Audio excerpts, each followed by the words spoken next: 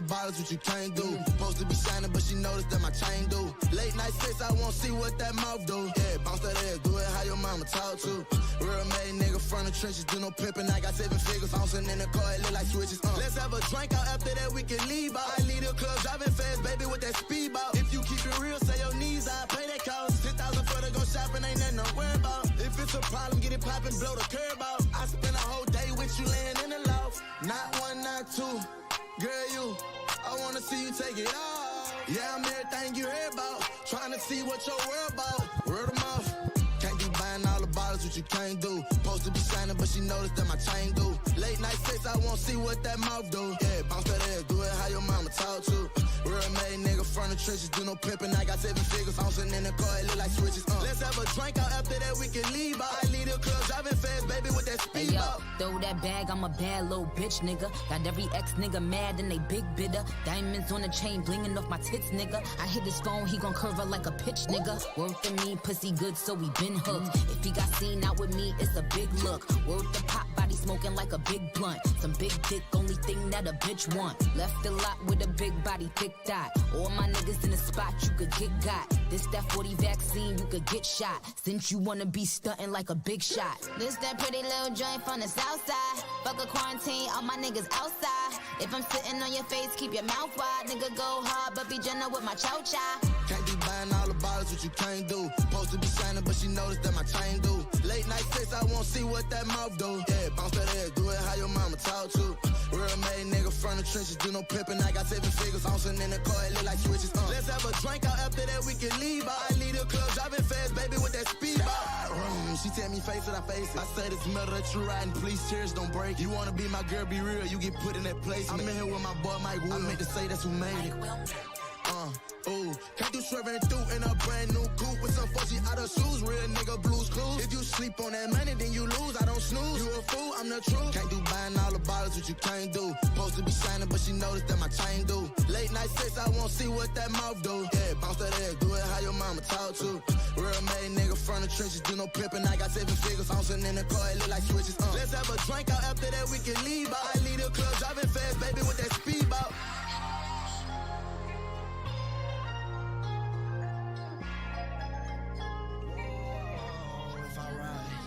If I write you, girl, well, you reply.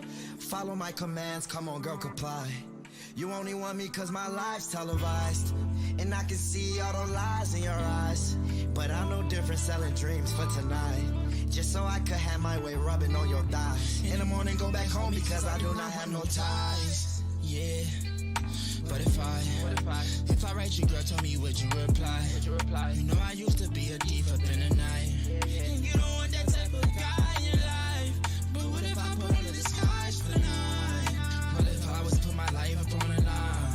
Don't pay no mind to them bitches like a ticket you're fine. Give you a shoulder to lean on for when you cry. Cry for me now. No one can slow me down. I stay with 40 rounds. Hit her off a perk, gave her 40 rounds. Whoa, I'm far from finished, I'm not done. I keep grabbing on the way, she tryna run. Put my foot into it till she numb. Every time she moans, she be like, She switched up for the same dollar. She don't know the rules of the game cause she ain't had no father. Me and artists, yeah, we know some of the same scholars. Me and artists go home and we got the same problems. And we keep arguing about them same bodies. That's because you is my girl, you is my main body. Take you serious, you know I will not play about it. And if you wanna get better, baby, just pray about it. I play about it, but don't you go be fake about it. Just play your part and I won't ever complain about it. Should've called you beautiful more before you change your body. Then you did your body, girl, yeah, you really changed about it. It's couples out here that's not eating, we got plain scholars. And clam chowder, you gon' be raising my damn toddler. And I can't lie, baby girl, and ain't no way around it. Ain't nothing to say about it, got niggas pull up and spray about it. I'm going. Yeah, and when I say I'm gone, don't just say it right after me like it's some sing-along shit. You got mad when I said you could bring your friend along, yeah. I'm gon' fuck you to this, make this one your favorite song. And you even look sexy with no makeup on. You ain't gotta ask me, girl, just take it off. I knew that you was nasty the way you take it raw. I just hope that you don't think I'm crazy, girl. If I write you, girl, tell me would you reply? You know I used to be a thief up in the night. You only want me cause my life's televised. But what if I put on a disguise for the night? And I can see all the lies in your eyes. You don't want this type of guy, right? In the morning, go back home because I do not have no ties. Whoa, if I write you, girl, tell me would you reply? Yeah, if I write you, can you reply?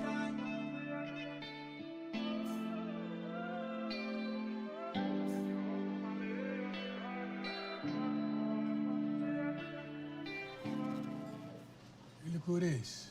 Long time no see. How you doing, bro? Holding up. It's amazing. Woo! This is your place? Yeah. New money, new hustle, old you. Always. It's gonna be a good vibe tonight. Harlem's back. Harlem is definitely back because you back, Bumpy. I said we do a toast for old time's sake. I'm gonna bring Ross and I'm gonna bring X to come and see you later, by the way. X. Yeah. Malcolm's partying days are over in Detroit. Malcolm partying days were definitely over in Detroit, but I'm talking about X from Yonkers. Oh. The dog. Absolutely. We're gonna have a good time tonight, then. We're gonna tear this place down tonight, man. Let's do it. Let's do it, King. Trying to touch 10 figures.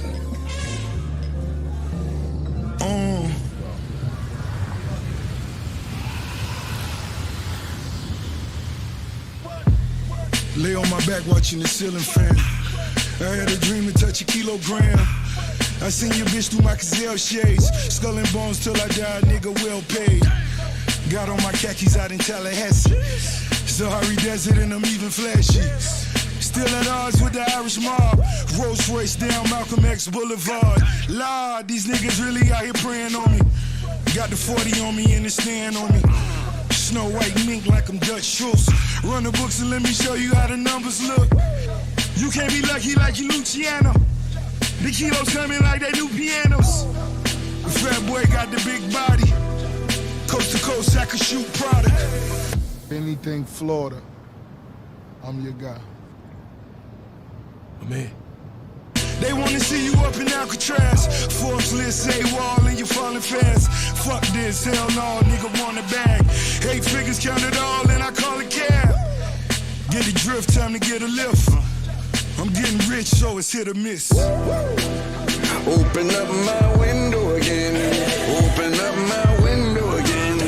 I can hear death calling my name. I can hear death calling again. I swear to God things ain't gon' change. I swear to God things ain't gon' change. I keep a revolver with your name. I keep a revolver with your name. Just in case. I'm a hood nigga, I know why they love me. I'm on some underground shit, just like the subway. Battle niggas in the streets and murder whoever you put on this fucking stage. I'm the fucking plague, I'm global warming. I'm the Ebola virus, my niggas is pirates, prepared for violence. Silence, how many times you been behind the wall? None. You either snitching or lying about the shit you done. You ain't never moved a brick like you was building a house. You ain't never put a nigga out with a gun in his mouth. Only thing you ever shot was pool. Only thing you ever cut was class. Y'all niggas is ass. What? Open up my window again. Open up my window again. I can hear death calling my name. I can hear death calling again. I swear to God things ain't gon' change. I swear to God things ain't gon' change. I keep a revolver with your name. I keep a revolver with your name. Just in case.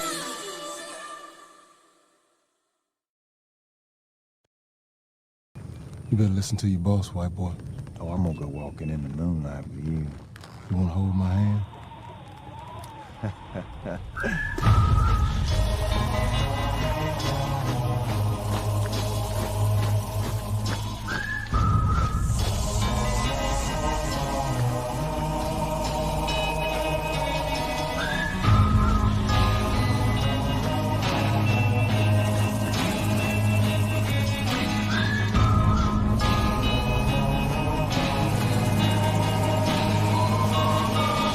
Need 100 black joggers for 100 bad men, 100 black grapes so I can lay they ass in. I need 100 black preachers with a black sermon to tell from 100 black Bibles. Why we send them all to hell, I need 100 black coffee, black coffee, black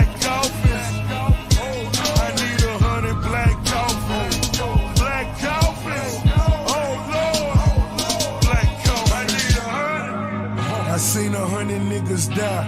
I put that on my life. Lord, I wouldn't tell a lie unless it had to do with mine. In the middle of the night, killers coming for your life. All he wanna do is shine. I broke off the chains, only the realest remain. See you praying to Jesus, but will that help ease the pain? Seen a brother get slain for a jar full of change. Yet I post on the block, look like I'm Big Daddy Kane. Is you a cat or a mouse? Keep them rats out the house. Lot of scars on my back, nigga. Tattoos all around. 100 dead bitches, 100 black coffins. Money on his head, bitch, I'm trying to make a fortune. I need 100 black covers for 100 bad men, 100 black grapes so I can lay they ass in. I need 100 black preachers with a black sermon to tell from 100 black Bibles. Why we send them all to hell, I need 100 black coffins. Black coffins. Black coffins. I need 100 black coffins. Black coffins. Oh Lord. Black coffins. I need 100. I seen 100 women burn as they stood firm. Treat a nigga like a germ. What did she do to deserve? Put me on the farm, pigs feet in a jar. Serve it to me warm. Any questions they hang them. Better pray for Django. Got me working in fields too many years to get fatal. All I want is my woman, such a wonderful mother. On the days that it rained, her smile bright like the summer. My revenge is the sweetest. Bitch, cause I'm coming. Gotta die in my arms for what you did to my mother. 100 dead bitches, 100 black coffins, 12 gauge shotgun, chest full of copper. I need 100 black covers for 100 bad men, 100 black grapes so I can lay they ass in. I need 100 black preachers with a black sermon to tell from 100 black Bibles. Why we send them all to hell, I need 100 black coffins. Black coffins. Black coffins. I need 100 black coffins. Black coffins. Oh Lord. Black coffins. I need 100.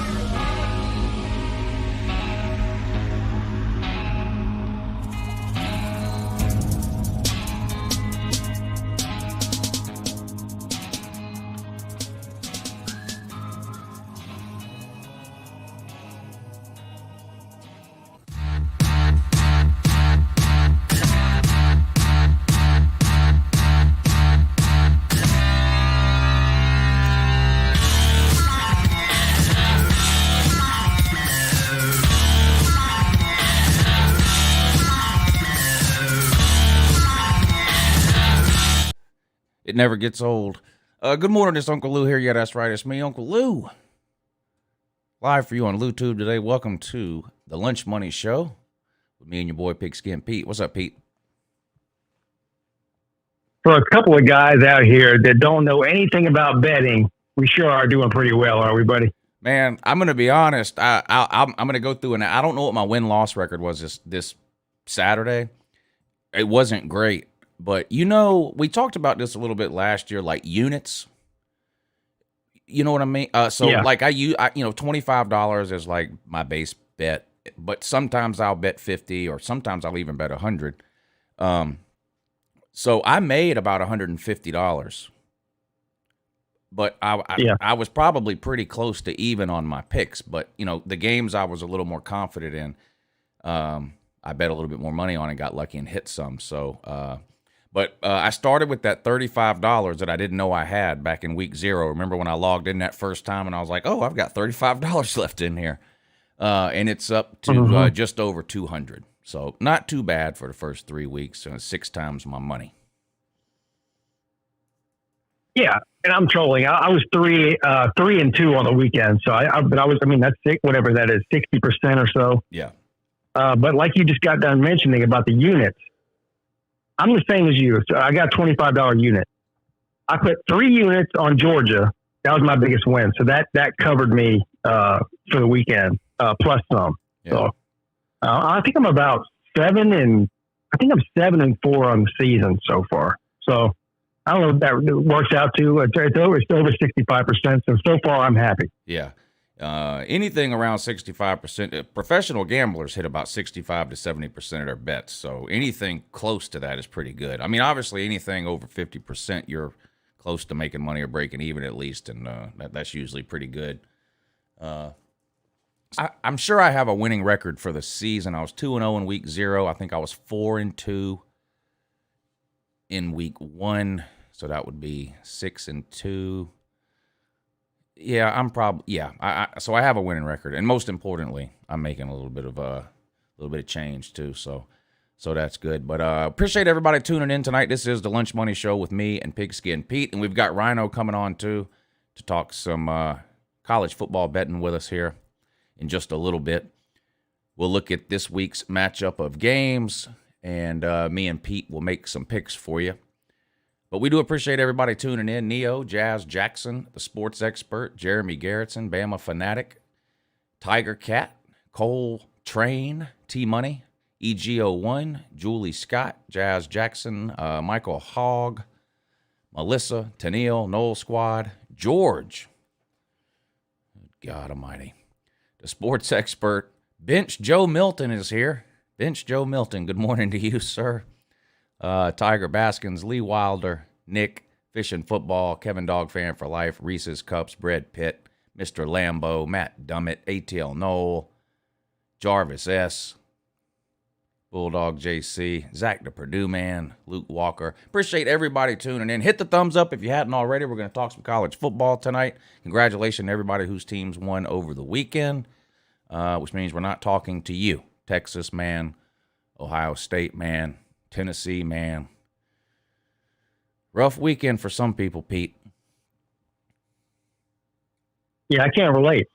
I had a bad weekend a couple of weeks ago, but, compare, this is the beautiful thing about college football, is that all these people sitting back laughing at Clemson by losing by one score to a top 5 team, some of those people right now are licking their wounds, ain't they? Yeah, some of those people lost to Arkansas this past weekend.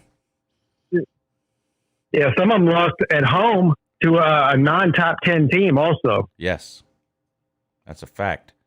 Some of them lost to a tree and then lost their coach. Mm. You know how much they paid Clay Helton to leave? How much? $20 million. Mm. You know what? I think it's the highest buyout ever He got paid. the best deal out of that. I think that's the highest buyout How much was ever paid. Gus? How much was Malzahn? I believe they had to pay Gus 50% of his remaining contract, which would have been just under $20 million, I think. I know that, and also Willie Taggart was up there too. He was up about, I don't know if it was 20, but it was close to that. Hell, they might be looking to scrounge up some change for another buyout too here pretty soon. Florida State, good God. Yeah. That was bad. UAB, that was the worst loss in their history. Yeah, really? they haven't lost to an FCS team since like the 60s. There wasn't even an FCS then. Southern Miss was a Division III team like in the 60s or 70s, and they lost. And that's the last time they've lost to anybody on this level. I mean, it's just UAB beat Jacksonville State like 38-0. We beat UAB 56-7. Because of the transitive property, that means we're about 80 or 90 points better than Florida State. Mrs. Cook, Mrs. Cook, the answer to that is definitely George. I can probably guess the question just based on the answer, kind of like Jeopardy, you know. No, you can't. No, you can't. I'm gonna guess that the question was who's the dumbest person in the comment section. No, close. Oh, close. Who's the highest person in the comment section? Closer. Okay. I'll just stop there. I'll just stop right there. But so the Miami man and the Florida State man are suffering from the same disease right now. Do you know what disease that is? What's that?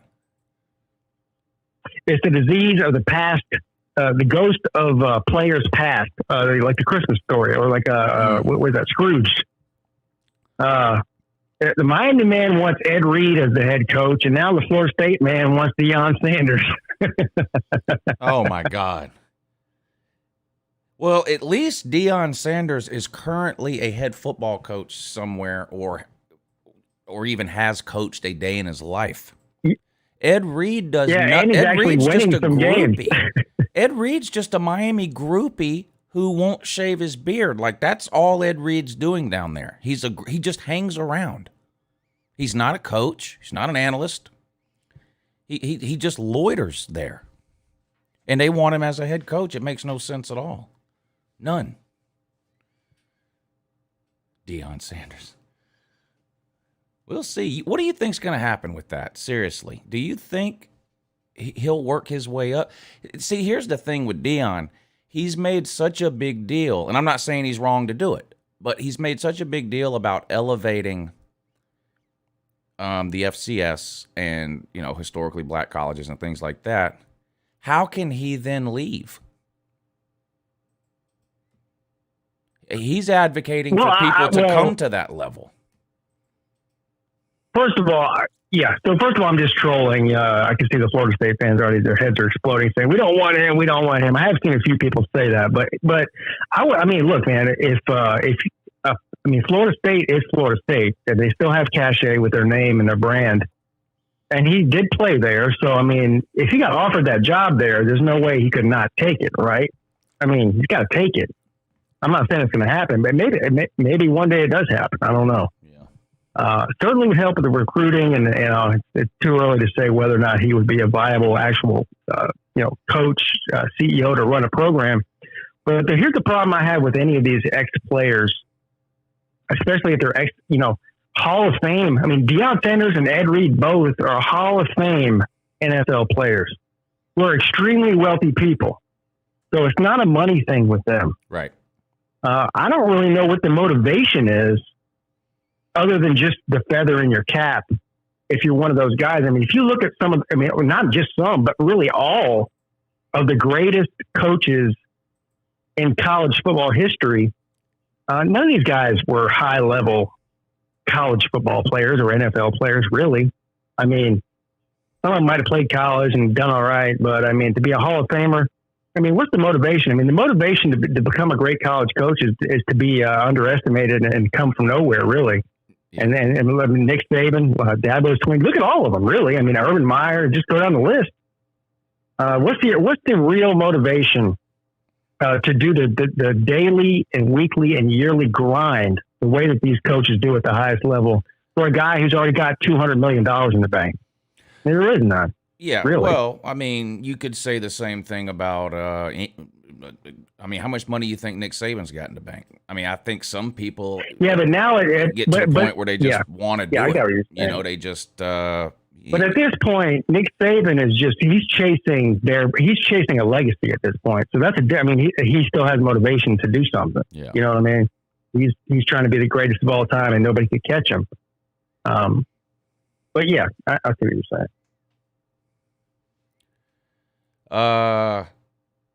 Mrs. Cook, thank you for the super chat. She says, who's the most handsome, UncleLou, Pigskin Pete, or George? I can't decide. That's where I said George. I said that the obvious answer is George, right?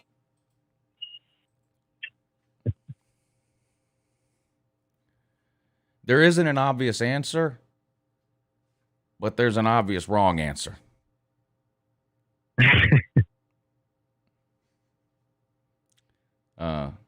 Thank you for the super chat, Mrs. Cook. We appreciate it. Thank you for supporting the show. Super chat is located directly below the comment section for your typing convenience. If there's a game you'd like me and Pete to look at or talk about when it comes to betting this week, and we're going to pull those games up in a minute, leave us a super chat. Let us know what game it is, and we'll make sure and talk about it. Don't forget about the PayPal link for those of you that have PayPal and don't mind doing it that way. YouTube steals half of your super chat. PayPal does not. So there you go. Support me and Pete and what we're trying to do here on the Lunch Money Show. Hit the thumbs up, super chat, PayPal, and Pete, I think it's time to get into some of these games. But let's bring RHINO on. See what he has to say. Yeah, good morning in that though. Good morning, good evening, good afternoon. Yes. Pete, how are y'all? Doing great, sir. How are you? Oh, pretty good. Typical Monday. You guys unpacked a whole lot right there. So the first thing I want to say is when it comes to betting, if I ever throw a bet out there, just do the opposite. You'll probably become a millionaire. So, Lou, Pete, I'm definitely going to kind of listen to what y'all have to say on the betting side of things. Well, I appreciate you having me on the Lunch Money Show. Oh yeah, we've been trying to get. I think we were supposed to have you on one time before, and you ended up having to work or something. So I'm glad it finally worked out. Sir. And we were able to get you on. And I'll throw out the disclaimer that me and Pete throw out every single time. Me and Pete are not professional bettors or not professional gamblers. We're just professional football fans.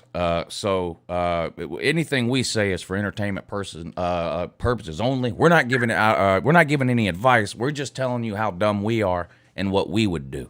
That's it. So don't be sending me no emails saying, Lou, you said you were taking such and such team, they lost. Well, tough luck, I guess. Don't bet money you don't have is another good idea too. Don't bet your rent money or your mortgage payment or your car payment. Yeah, exactly. The rule here is if you lose based on anything that we say, forget you ever heard us, unsubscribe, and we never existed. But if you win, it's only right that you send us at least 20% of your winning. Right. A commission. I agree with that approach, Pete. Yeah. A commission. So there you go. It was a good weekend to play the underdog last weekend. Other than the big, sort of the big boys, Clemson, Georgia, Alabama, and Oklahoma all covered, I believe. Or did Alabama cover? I don't know what the line was on that. I think the score ended up being 44-13. But, I mean, Stanford and Southern Cal, underdog. Texas and Arkansas, underdog. Oregon, Ohio State, underdog. Iowa State, underdog. It was a weird weekend. A lot of underdog picks hit this week, which is bad for me because I like to play favorites. I know, me too. And I went against my own personal advice this week. Normally I say always wait till about Thursday or Friday to place any money on anybody because you don't know who's going to get injured, suspended, arrested, whatever the case may be. But I have already, like a lot of teams. But I have already gone out and made, because I'm up. I think that's the reason why I'm up right now. So I'm playing with what I feel like is house money. So I've already made several bets, which we'll talk about tonight, I'm sure. Yeah, we're gonna pull the games up now, I think, and take a look at it. Let's do it this way this time. Let's talk about our 3 games first, and then we'll just go to the top of the list on Bet Now and do what we normally do, Pete, which is just scroll through and I'll pick a game, you pick a game, I pick a game, you pick a game, RHINO picks a game, and go like that. But let's get our 3 teams out of the way first, and I want to start with Georgia. This is the biggest line, Pete, in the history of the Georgia-South Carolina game. Have you seen it? Yeah, 30. Last time I checked, it was 30.5, I think. Let's see what it is now. It was 30 when I checked it this morning on the I bet it at 128.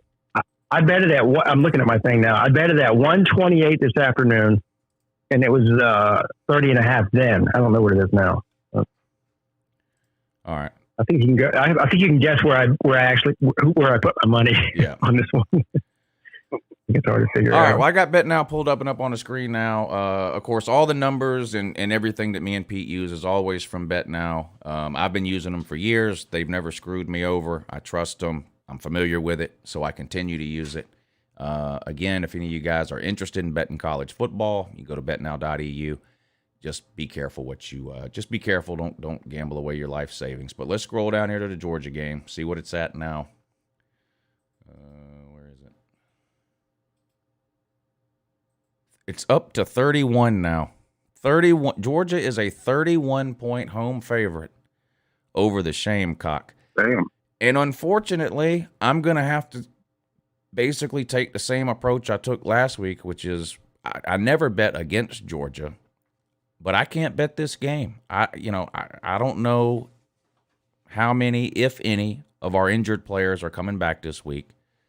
Kirby said Darnell Washington and Tyke Smith were doubtful. He didn't say anything about Kearis Jackson or Dominic Blaylock. And who knows with the JT Daniels. I have a feeling JT Daniels will play, but Kirby's not going to say anything for obvious reasons. So I don't know. So I don't know if I can lay the biggest point spread in history of this game in the 31. But, Pete, you said you already did. Well, I can tell you right now, I don't care who's coming back and who's not coming back. I know who's not coming back for South Carolina, and that's anybody that makes a shit in the difference of the score of this game. I mean, is there anybody out there that thinks that South Carolina is going to score an offensive touchdown in this game? That's not maybe last 2 minutes of the game and Georgia's got their eighth string. Yeah, a trash touchdown in there. And I mean, look, man, I really do not see. You said this is the biggest spread in the history of the rivalry, or these two teams meeting each other. Yeah, it's the biggest spread in talent and coaching also. So I mean, there's a legitimate reason for that. I don't give a shit who wins this game. As a Clemson fan, I mean, obviously Georgia just beat Clemson, so I'm mad at them for that. I hate South Carolina also. So there is zero personal feelings that comes into this for me. To me, this is a mismatch of epic proportions. And as long as Georgia doesn't lay down and just sort of go through the motions in this game, I think they could win this game 45-3 or 50-3 or something like that. I can definitely make an argument on why you should pick Georgia minus 31. You've got the motivation of the 2019 game. They did beat us the last time we played in Athens in that weird game where we only gave up 1 touchdown on defense but somehow lost. Fromm had 4 turnovers. Hot Rod, who's never misses a field goal, missed 2 field goals. It was just a weird game, went to overtime, and we lost. They tore the hedges up. So you've got that sort of motivation that Kirby can use this week to try to keep the guys' minds in the right place. And then you look at Georgia's quarterback situation, just like the UAB game, I don't think it matters who plays as far as the outcome of the game goes. But you look at South Carolina, and it seems like they're in a no-win situation. Everyone, and I mean everyone now, even South Carolina fans, know Zeb Noland is terrible. I mean, now we see why he was holding a clipboard 6 weeks ago. He's terrible. And I don't know where Doty is recovery-wise from his injury. Do you really want his first start to be on the road against Georgia? That might ruin him forever. So South Carolina's in a no-win situation with their quarterback situation. They should have lost to East Carolina, last-second field goal to win. They're really bad. I agree. I could see Georgia winning this game, 48-10 or something. Hell, 48-3 or nothing or what. It's hard for me to ever predict a shutout. I'm a believer in Georgia's defense. Believe me. By the way, Georgia and Clemson have yet to give up a defensive touchdown. Is there any other team in America that's in that boat with us? Well, not that I know of, no. I have to ask the comment section. Do y'all know of any other team that's yet to give up a defensive touchdown, or is it just Georgia and Clemson? So, yeah, South Carolina really is that bad. 31 points. I'm so snake-bitten from Georgia with these big spreads because of Kirby's conservative nature in the second half of games. This is a night game. Maybe I do that thing sometimes where if I win money at during noon and 3:30, sometimes I'll bet an extra night game. So maybe this will be the extra night game that I'll bet if I win a little bit of money at noon and 3:30. But I don't think I'll bet this game ahead of time. What do you think, RHINO? Can we talk a little bit about the elephant in the room here with this game? The last time that South Carolina came to Athens, they won in a massive upset, tore up your hedges, pissed off Kirby Smart, pissed off every player on that team, pissed off every fan within 300 miles. I mean, do we think that Kirby Smart, he's been listening to that shit for the past 2 years. Do we think he forgot about that? I hope not, because I haven't. I think he's going to try to win this thing. I think he's going to try to win this thing 100-0. And throw everything he's got at him. I really do. Well, and I'm with Pete on it. I think honestly, it's irrelevant of whether JT Daniels is going to play or not. Honestly, the way Georgia's defense has been looking, and like I said, I have no emotion in this game, just like Pete. I really think the defensive side, it's just going to shut it down. There may be a trash score towards the end, but I see kind of a repeat of last weekend, in my opinion. UAB might be better than South Carolina. Let's just be real. East Carolina's not a good team. They haven't made a bowl game since 2015. They're terrible. UAB is a middle of the road group of 5 team. They might be better than South Carolina. What would the spread be if UAB and South Carolina were playing? East Carolina started the week out favored over South Carolina. Now it flipped by the end of the week, and Carolina was a 2-point favorite over East Carolina. UAB's more than 2 points better than East Carolina, so UAB would probably be favored right now against South Carolina.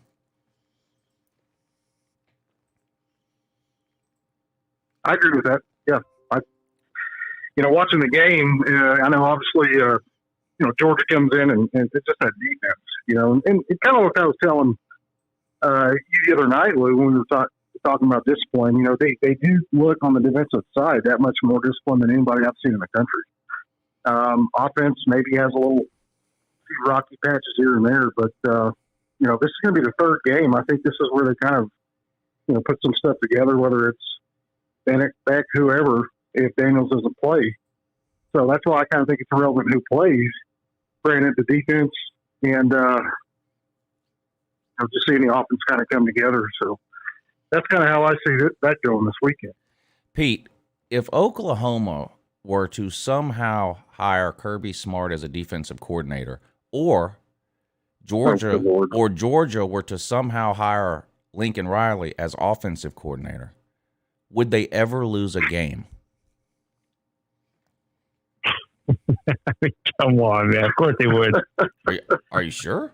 Yeah. There's literally 0 teams in the history of football who never lose games. So, yeah, they would lose games.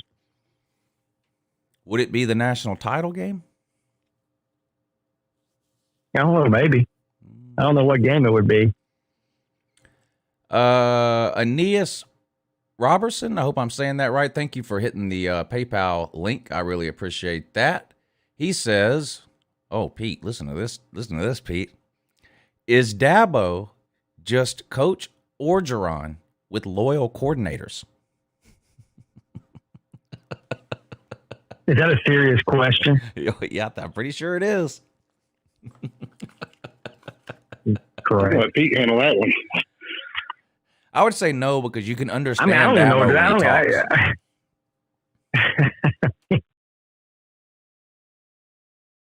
know. Dabo's only been at one school ever as a head coach, and he's been massively, wildly successful. Ed Orgeron has been at several and got lucky 1 year. There's a big difference there. He also wants to know what's y'all's take on Virginia Tech versus West Virginia. So we'll do that game first after we're going to do Clemson. We're going to do the Clemson game and then the Oklahoma game, and then we will do Virginia Tech versus West Virginia for you, Aeneas Robertson. And thank you again for hitting the PayPal link. We really appreciate that. So, okay, Pete, what time is the Clemson game so I can find it quick on here? I think it's a noon game. You know what? I actually don't even know. It's they're playing Georgia. I think it's at noon. Yeah. Well, I tell you what, Oklahoma or Clemson, whichever game I come across first. Okay, I see the Oklahoma game. It's at noon, so we'll do that one, and then we'll do Clemson. Yeah. An old rivalry here, RHINO. Now, tell us, RHINO. Now, I know Oklahoma Texas is the rivalry for Oklahoma. But for people who maybe weren't watching college football 10, 15, 20, 30 years ago, whatever, explain to people what the Oklahoma-Nebraska game means to Oklahoma fans. Is it the second biggest rivalry in school history behind Texas? Where does just tell us about the Oklahoma-Nebraska rivalry? Well, I think about what are we in 2021? Let's do Going back about 20, 30 years, it was actually probably one of the largest in the Big 12.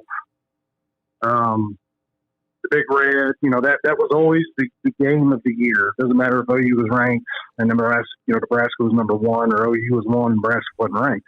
It was kind of like the Texas rivalry now when they have the Cotton Bowl.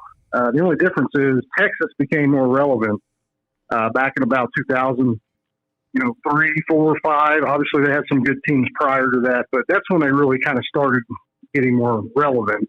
And, of course, 2005 is when they won the national championship. But the Nebraska-OU game was, as far back as I can remember watching OU football, Nebraska-OU was it was definitely the game of the year that we always tuned into. And I'm talking about when we were kids and family come over, it was the game that we wanted to watch. Since we are now the Big Ten, Texas is that kind of new rivalry that started around the mid-2000s, I think. Obviously, Barry Switzer, when we played Texas, but Nebraska was always that. The Eric Crouch years, that was always a really big rivalry. It depended on who you asked within the OU community, but I always saw that as a bigger rivalry than Texas, from my standpoint. And all three of those teams, too, had a run within like a 20-year period. I mean, Nebraska was dominant in the mid-'90s. Yeah. That 95 Nebraska team, I think, is one of, if not the greatest college football teams of all time. Oklahoma won national titles with Bob Stoops in the early 2000s. And then, of course, you had Texas during the Vince Young years with Mac Brown. They won the national title in 2005. So they sort of all took a turn on top there over like a 10 or 15-year period. Oklahoma, out of those three, is the team that's managed to sort of they had a few down years, but Oklahoma's managed to stay relevant most of the time since then, whereas those other two have kind of struggled a little, Nebraska in particular, Texas to a lesser degree. But, there was a 10 or 15-year period there where each one of those teams had their run. And it was always, Texas and Oklahoma was always the Golden Hat, Cotton Bowl. But Nebraska was always that, just hard-fought, high formation, just power-running football every year. And, that's what I'm used to seeing. Now seeing the freaking pigskin fly all over the place. It's definitely different today compared to the teams then. I remember, like, back in the Nebraska 90s, when I first started really paying attention to college football, to me, the Texas A&M game was huge, and the Nebraska-Oklahoma game, I don't necessarily remember like sitting around going, man, I can't wait on the Oklahoma-Texas game. I remember it being Texas versus Texas A&M and Oklahoma versus Nebraska being sort of the two big Midwestern or Southwestern or whatever it was games. And then, of course, Nebraska left and joined the Big Ten, and that sort of went away with the Oklahoma rivalry. But it's definitely good to see these two teams get back at it again. Oklahoma's a 22.5-point home favorite. I've been saying since they lost to Illinois that I'm betting Oklahoma this week, and I don't care what the point spread is. And nothing has changed in my mind. 22.5 is not enough to scare me off. I'll be taking Oklahoma in this game. I think Nebraska really is that bad. Like you guys started out the show kind of saying, as far as, these name coaches that go in there and take over, whether it's Deion Sanders or Scott Frost, he's quarterback at Nebraska. And, so it's going to be a hell of a time trying to get him out of there. But I agree. I think OU's going to start putting some stuff together. But, kind of like the second half when they start kind of letting off the gas is the only thing that kind of concerns me. You have to keep on. I mean, did we mean to beat West Carolina School for Blind or whatever, 76-0? No. But we were able to kind of keep that momentum going. So if they keep that momentum going, just like Georgia in the second half, we'll be fine. What do you think about this one, Pete? Well, I'll go ahead and give a spoiler alert real quick. I just mentioned that I've already placed 3 bets here on Monday, and that's one of them. So I did a parlay, I did a bet against the spread, and I did a money line bet. And Oklahoma is my bet against the spread. 22.5 is just not enough. Nebraska's terrible. I think Oklahoma is being a little bit overlooked based on their week 1 performance. But I look for the offense to continue to get better throughout the season and the defense to continue to get better throughout the season. And I wouldn't be surprised to see a 30-plus point victory here by the Sooners at home against a regional rival. I guess they're considered a rival in a lot of other ways too. But I'm going to look at it in 2021 as a regional rival, and I think this is going to be get out of hand quickly. Yeah, I agree. I mean, I can see Nebraska rolling over and playing dead by halftime in this game. I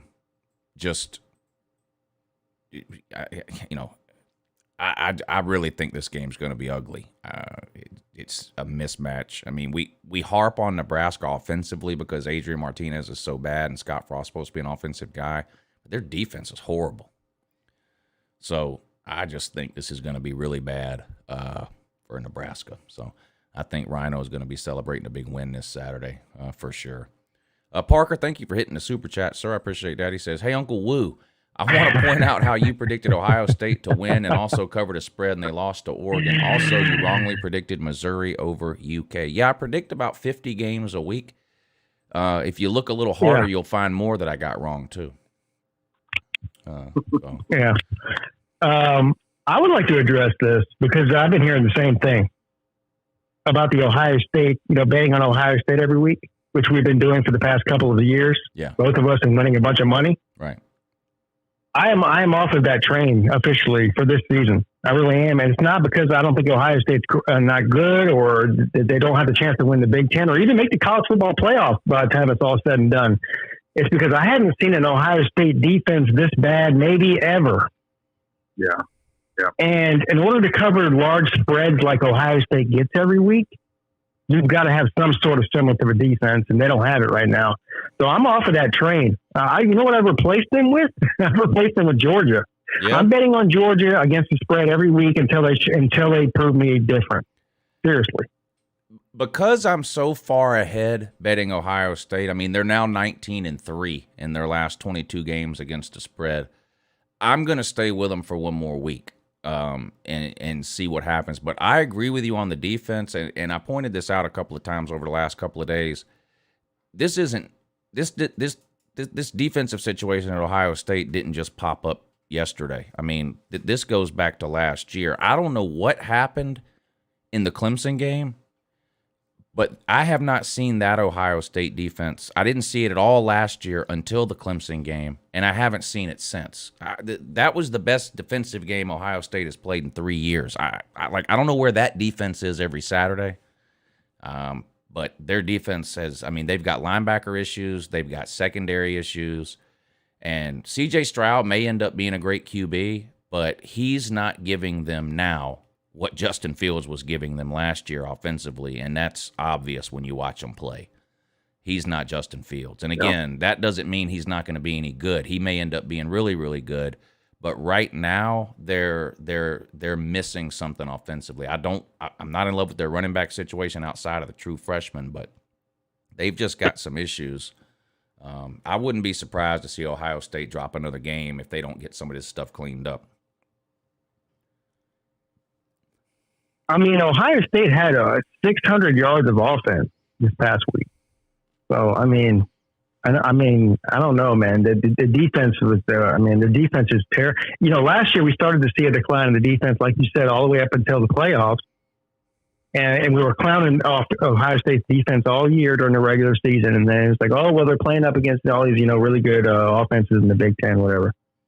But they're even worse this year than they were last year defensively. Yeah. And so I don't like the trend that I'm seeing there. When it comes to betting, and the Ohio State lines are always inflated, but they always cover.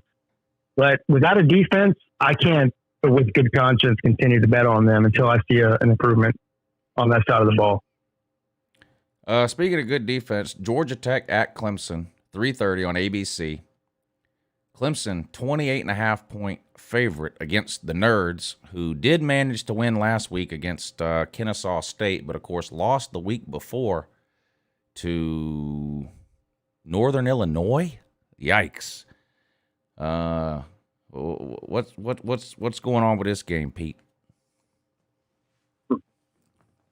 I mean, I put this in the same air, almost honestly, as the Georgia versus South Carolina game. I mean, I don't. This seems like a low line to me. I'm not going to bet on the game because I just don't bet on Clemson generally. But I think, yeah, I mean, if you are not a Clemson fan, put your money on the Tigers. I think this is going to be ugly, really ugly. Didn't you beat them last year 70-something to nothing? Maybe like, yeah, and you might see something like that again. It was like 77-3, or I don't even know, something like that. Yeah. Correct me if I'm wrong. Look, correct me if I'm wrong. Trevor Lawrence lit them up in the first half. The second string quarterback lit him up in the second quarter. The third string quarterback lit him up the first half of the fourth quarter. The game got so out of hand. You tell me if I'm wrong. Y'all had a punter playing quarterback in that game. Ding, ding, ding, ding, ding. That is correct, sir. Yes. You put a punter. You put a punter in at quarterback in the fourth quarter. That thing was so out of hand. That might be the most humiliating thing anyone's ever done to another team. That's more humiliating than it would have been better for Georgia Tech if you'd have put Trevor Lawrence back in the game at the end of the fourth quarter and let him throw a touchdown. But no, y'all put the damn punter in the game. That's humiliating as hell. That is so humiliating. This game will be probably 35-3 or 35-7 at halftime. Let me ask you this. I'm not even sure it's quarterback. But and I'm said 7. I mean, I don't know why I'm thinking that Georgia couldn't score against Clemson and neither could South Carolina State, but all of a sudden Georgia Tech is. But, you know, I mean, eventually they do have to give up a touchdown at some point. So I'm giving them the benefit of the doubt, you know. I want to know, though, honestly, on a scale of 1 to 2, 1 being not concerned at all, 2 being concerned some or a lot. True or did UncleLou completed 50% of his passes against South Carolina State? I don't even know. And threw another interception. Is that true? Yeah, he threw an interception. I'm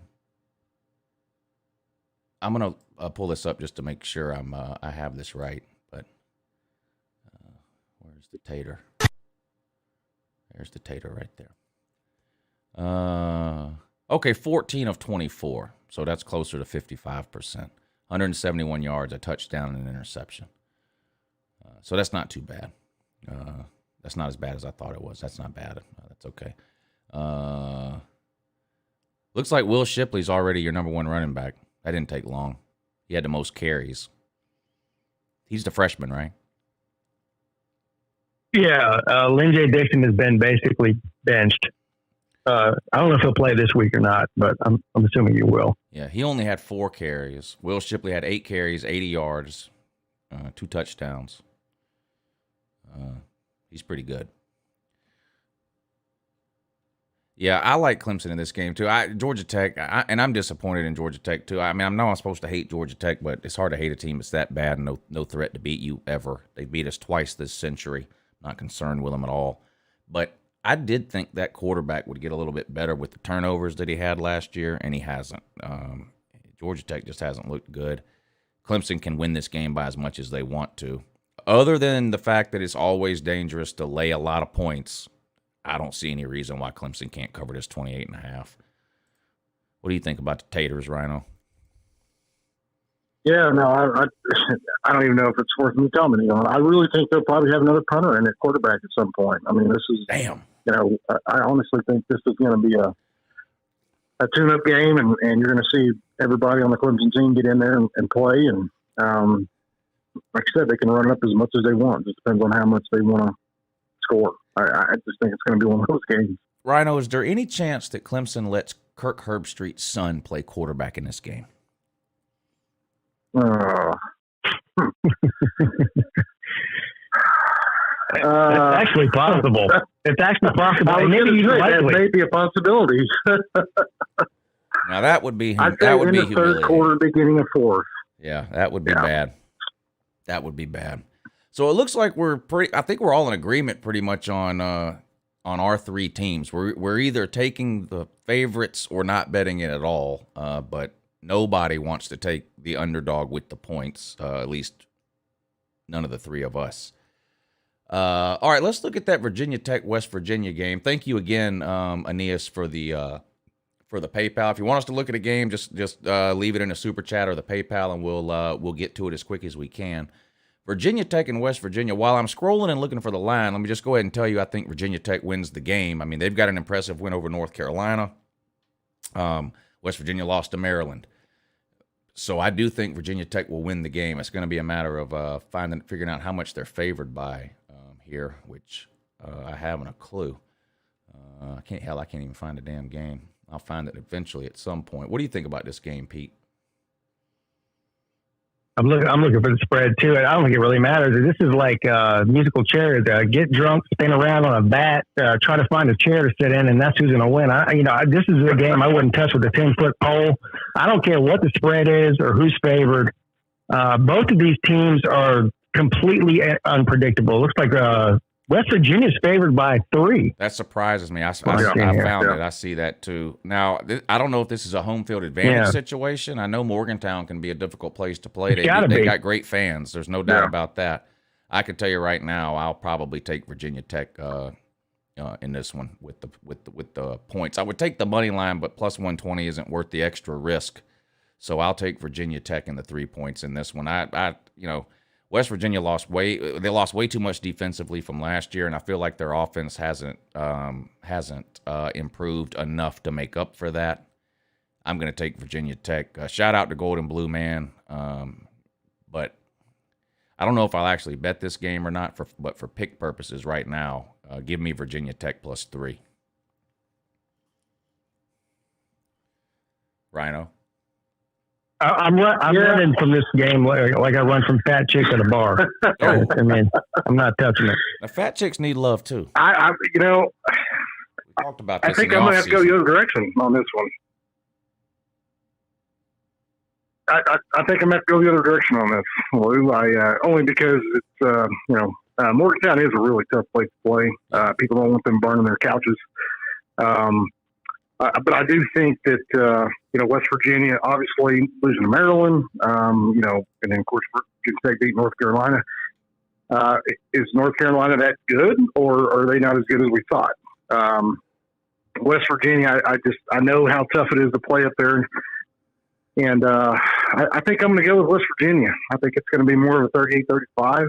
So that's kind of what I'm predicting. But, no disrespect to Virginia Tech or anybody, but at the same token, I don't know if North Carolina is really that team we really thought at the same token. So I think you could go either way on this, and I know why Pete's not touching it. Are you surprised at this line, Pete? No. No? Okay. I wouldn't be surprised if it was a pick. I mean, look, everything tells me that Virginia Tech is the better team here. But at the end of the day, I mean, the ACC is not, they're just not backing it up with out-of-conference play, even against lesser competition. So, no, it doesn't surprise me. No, it doesn't surprise me. Parker, thank you again for the super chat. He says, if you watched any NFL this weekend, what rookie impressed you the most? Do you like Jamar Chase at the Bengals, Devontae Smith at the Eagles with Jalen Hurts? Thanks. Jamar Chase had a good game, 100 yards receiving. Justin Fields looked good when they put him in. I don't understand the Bears, man. Haven't we seen enough of Andy Dalton? Haven't we seen enough of Andy Dalton? I mean, he's been in Bengals for 10 years. Had A.J. Green. They couldn't make it to playoffs, much less win a playoff game. I mean, don't you know what Andy Dalton is? I mean, they played Justin Fields some, but I don't know. He's just – I don't see how you can keep him on the bench when your other option is Andy Dalton. But for whatever reason, that's what the Bears are doing. Did you actually watch that game and listen to the commentary on it? I watched it, but did not listen to the commentary. Oh, my God. They were talking about Andy Dalton like he was fucking Tom Brady or Peyton Manning or Joe Montana or something. They're like, man, he gets to sit behind this guy, and, he's going to be watching tape on Andy Dalton tomorrow. I'm like, hey, watching tape on Andy Dalton? Why would he do that? He's trying to figure out how not to throw interceptions and not win a playoff game? Yeah. I mean, he was the best. When he came in, how many plays did he play? Justin Fields? I'll tell you. Yeah. I don't know, 10 plays maybe, the most. And his 10 plays, all 10 of them were better than anything Andy Dalton did the whole time he was in the game. Let's see what he did. He was 2 of 2 passing, a touchdown run. I don't know how many plays he played, but completed 2 passes, 2 of 2 through the air. So he didn't play that much if he only attempted 2 passes. And he only ran the ball 1 time, and it was a touchdown. So I don't know. Maybe this type of thing where they're going to wait. I mean, they lost. Maybe they're going to wait until they're 3-6 or something, and play Justin Fields the last half of the season or something. I don't know. But I tell you what. What stood out to me in that game? Matthew Stafford is elite. I am so glad he got out of Detroit. I am so glad he got out of Detroit.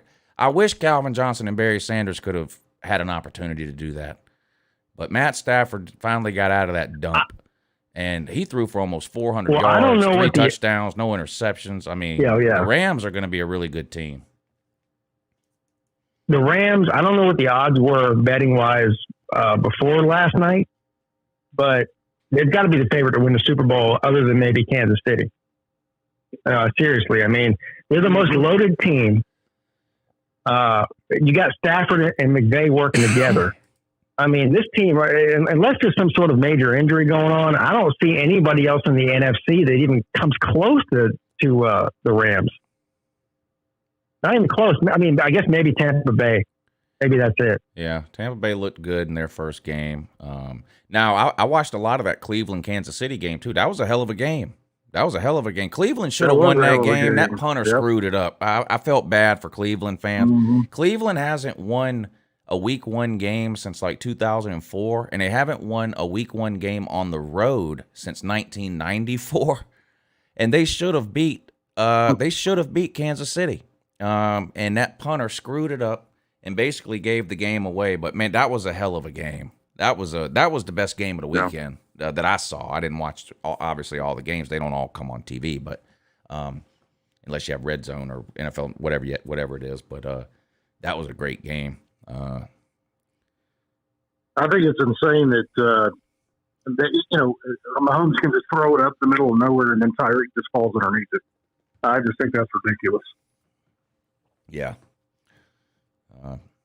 Trevor Lawrence looked okay. I think he had 2 or 3 interceptions, but I think he threw for almost 300 yards. But, they threw the ball 51 times, Pete, the Jags. 51 times. Yeah, look, man, the Jaguars, I don't know why people are surprised by the Jaguars being terrible. There's a reason they got the first pick in the draft. Right. They are awful.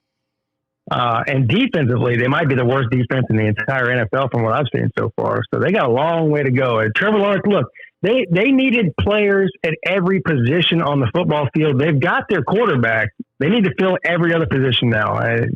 Trevor Lawrence is definitely not their weak link or their problem. Shout out to the Atlanta Falcons too. They didn't score a single touchdown yesterday. Got blown out by a mediocre Eagles team. Kyle Pitts had 30 yards receiving after they took him number 4 overall, while Justin Fields was sitting there staring him in the face. So the Falcons once again reaping what they sow. Terrible personnel decisions and draft management, which has plagued them since the beginning of time. So shout out to the Falcons. Shout out to Sports Live and the ATL. There's your shout out. Sleeta. But they look like, if they're not the worst team in the league, the Falcons, they're close. I'd like to see the Falcons in. I'm going to add the Falcons and the Jaguars to my worst of the worst playoffs that I do every February. The Falcons had the 4th pick in the draft, and they picked Kyle Pitts over Justin Fields. Yeah. And they've got, look at they got a quarterback. Yeah. I mean, and their backup. Right, and their dude, backup I'm sorry. I'm very. Their backup is Felipe Franks. Christ. Rise up. Grant Aiken, thank you for hitting the super chat, sir. He says Cincinnati versus Indiana. I'm glad you brought that up, Grant. This is going to be a good game. Cincinnati's a 3.5-point road favorite over Indiana, who got absolutely boat raced by Iowa back in week 1. There's 2 games on Indiana's schedule this year. Not that Indiana can overlook the rest of them. I'm just saying when you look at Indiana's schedule, 2 games stick out immediately, and it's the 2 games against Power 5 opponents, Indiana and Notre Dame. This is the first. They got Notre Dame coming up in a few weeks. Cincinnati has to win this game, and they've got to win it.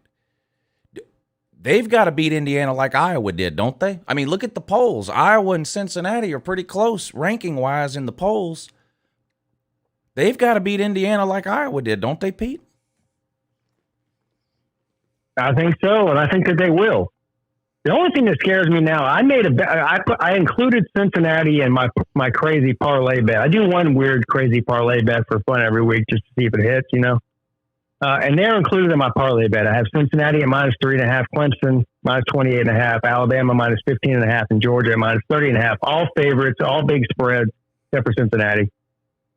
But I made that bet earlier today before the USC news came out. Now all of the distractions with Luke Fickell going to USC, I'm hoping that doesn't take away from the performance of Cincinnati this week. I hope that Luke Fickell's attention doesn't get diverted elsewhere, which it very well might be with good cause, because it does look like he's the front runner to probably get that job. So now I'm a little bit worried about it, but still, I still feel comfortable even with all that being said, that Cincinnati will cover without a problem here. Cincinnati's got to the point now, and you see this happen to a lot of really, really good teams where they sort of start to sleepwalk through the cupcake games. They were losing 7-0 this past weekend against Murray State. In fact, it was either 7-0 or 7-7 at halftime. Now they ended up winning 42-7, so they woke up in the second half. I don't expect them to have that problem this week. I mean, I'm sure they know, and I'm sure Luke Fickell is reminding them, distraction or not, if they've got any chance at all of sneaking into the playoffs this year as a Group of 5 team, beating Indiana by 4 points ain't good enough. And it doesn't matter whether that's fair. No. It doesn't matter whether that's fair. If such and such beat, they wouldn't hold it against such and such if they beat Indiana by 4. Well, that's true. But Cincinnati ain't such and such. They're Cincinnati. They've got to have a big win here. And I know Notre Dame has looked bad the first couple of weeks. They need Notre Dame to keep winning. They need to beat an undefeated Notre Dame team down the road. But this is step 1 here. If Cincinnati has any shot, this is step 1. They need a convincing win against Indiana. I'm with you. I believe they can do it. I'm going to take Cincinnati and lay the points on the road. Before RHINO gives his opinion on this, I just want to say one more thing about Cincinnati and Luke Fickell in particular. Cincinnati is one of these teams, especially when it comes to betting, that always shows up much more convincingly in the games against Power 5 teams than they do against the Group of 5 teams. Yep. So just that alone makes me feel like Cincinnati's going to be up for this game. I mean, I know it's on the road, it's in Indiana, but like you said, they rode the struggle bus a little bit early last week. That was sort of a wake-up call.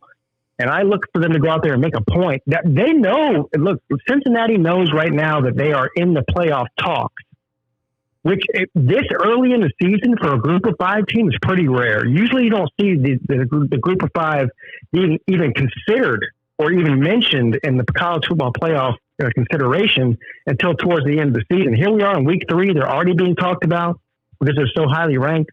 I think they have something to prove, and they're going to come out and win big. Ohio State losing, by the way, was huge for Cincinnati. Huge. Oh, yeah. For Cincinnati. What's your take on this one, RHINO?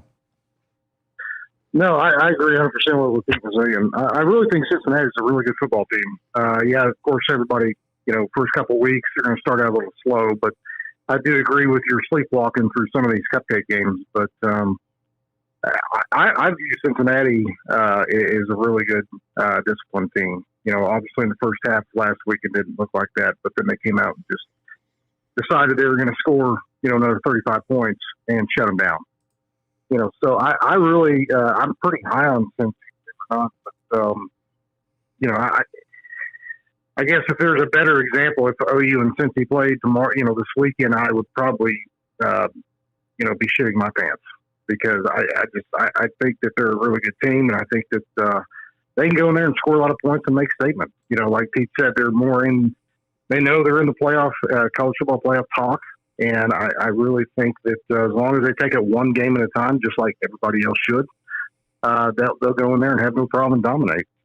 I also wonder, Pete, do you think they spent some time last week preparing for Indiana? Like maybe you spend 4 days a week normally preparing for a team, but because it was Murray State, do you think even at practice they were starting to maybe look at Indiana a little, and maybe that had something to do with the first half?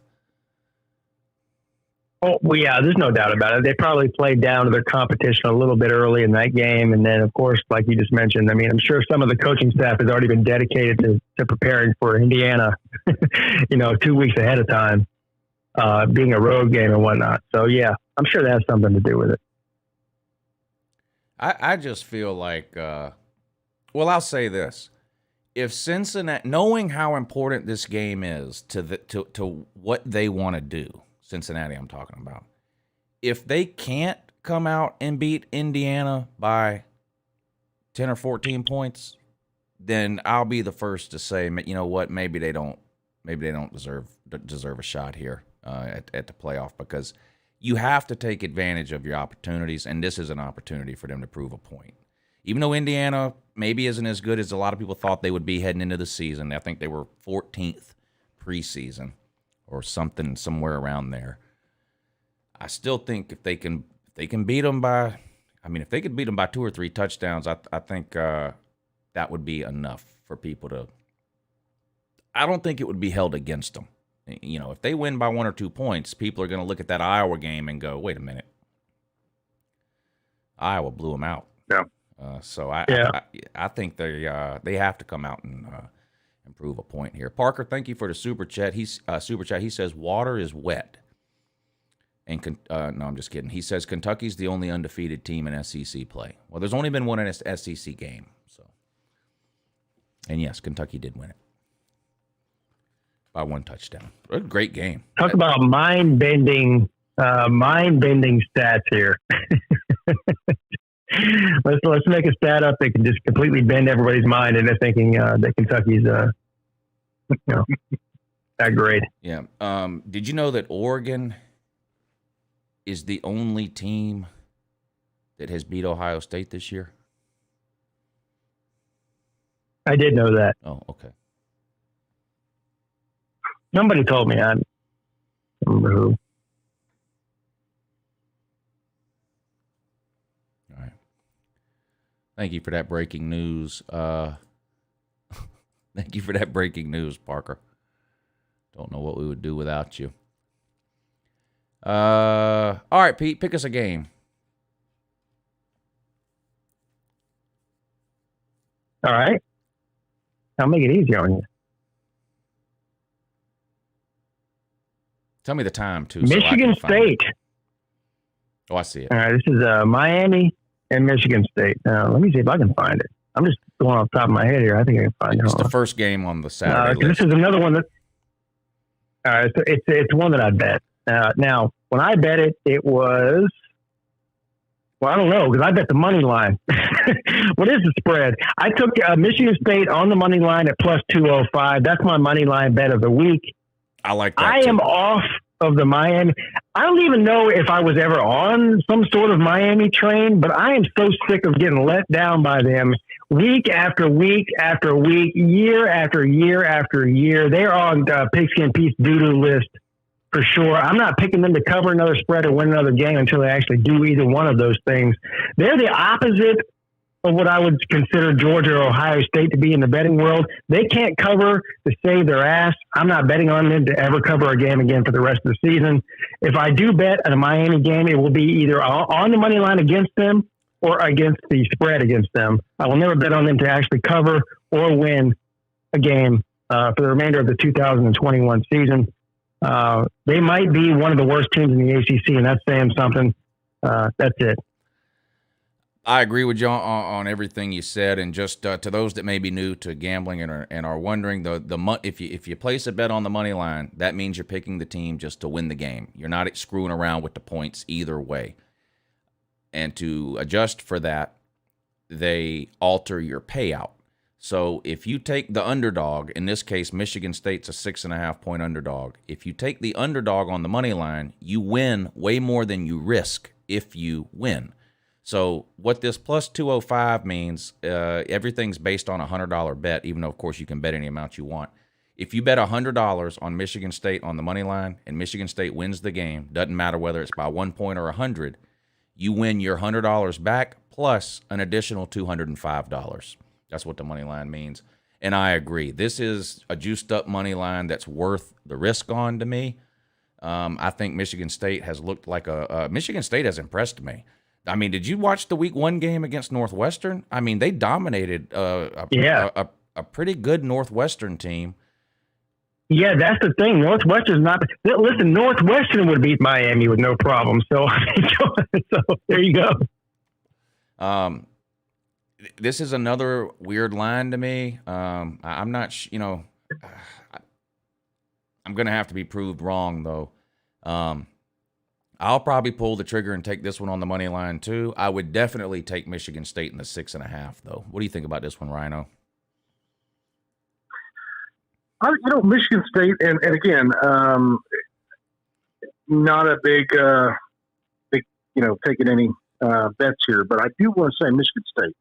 They're always that team that you never really know what's going to happen with them, right? Like they go in and lose to a team that you don't expect by 14, come in and tear up Michigan by 20. They've just always been that team that comes out of nowhere, and you're just like, where the hell, where'd they come from? And I've always known, noticed that against Michigan State. So I'd love the Spartans. I'd take them. Yeah, I agree. They haven't been good the last couple of years, and I have questioned the Mel Tucker hire because I just feel like he didn't really prove anything at Colorado. And I'll admit I did not watch any of the Michigan State game this weekend, but I watched almost all of the one in Week 1 at VicTube's house, by the way. Is where I went ahead and watched that game.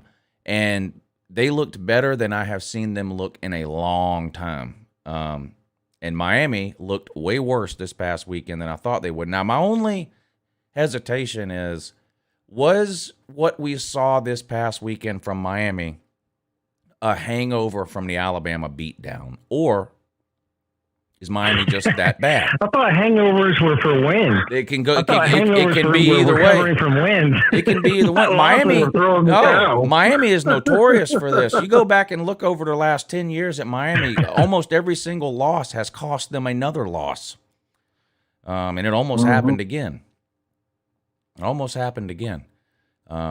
But I'm like you. I don't see how anybody can put a dime on Miami after what we saw last week. You either have to, in my opinion, not play the game or you got to go with Michigan State. Facts. They have got to be, and they're not the worst team in the ACC by a long shot. Okay, I mean, as bad as Miami is, they still might be like middle of the pack ACC, but they have got to be the most dysfunctional. I mean, there's a bunch of other teams out there that aren't as good as Miami, but talent wise, but they're not as dysfunctional as Miami is. Miami's falling apart at the seams from every angle, from the athletic department that runs the football program to the coaching staff to the players and down to the fans are really falling apart. I mean, we're watching an epidemic of meltdowns. From Miami fans across the internet, and it's really not even close to any other team, maybe other than South Carolina and Carolina Jackpot is proving that point for me right now. But it's just an epic meltdown. And they've got to be the most dysfunctional, or among the most dysfunctional teams in all the Power Five. Yeah, I agree.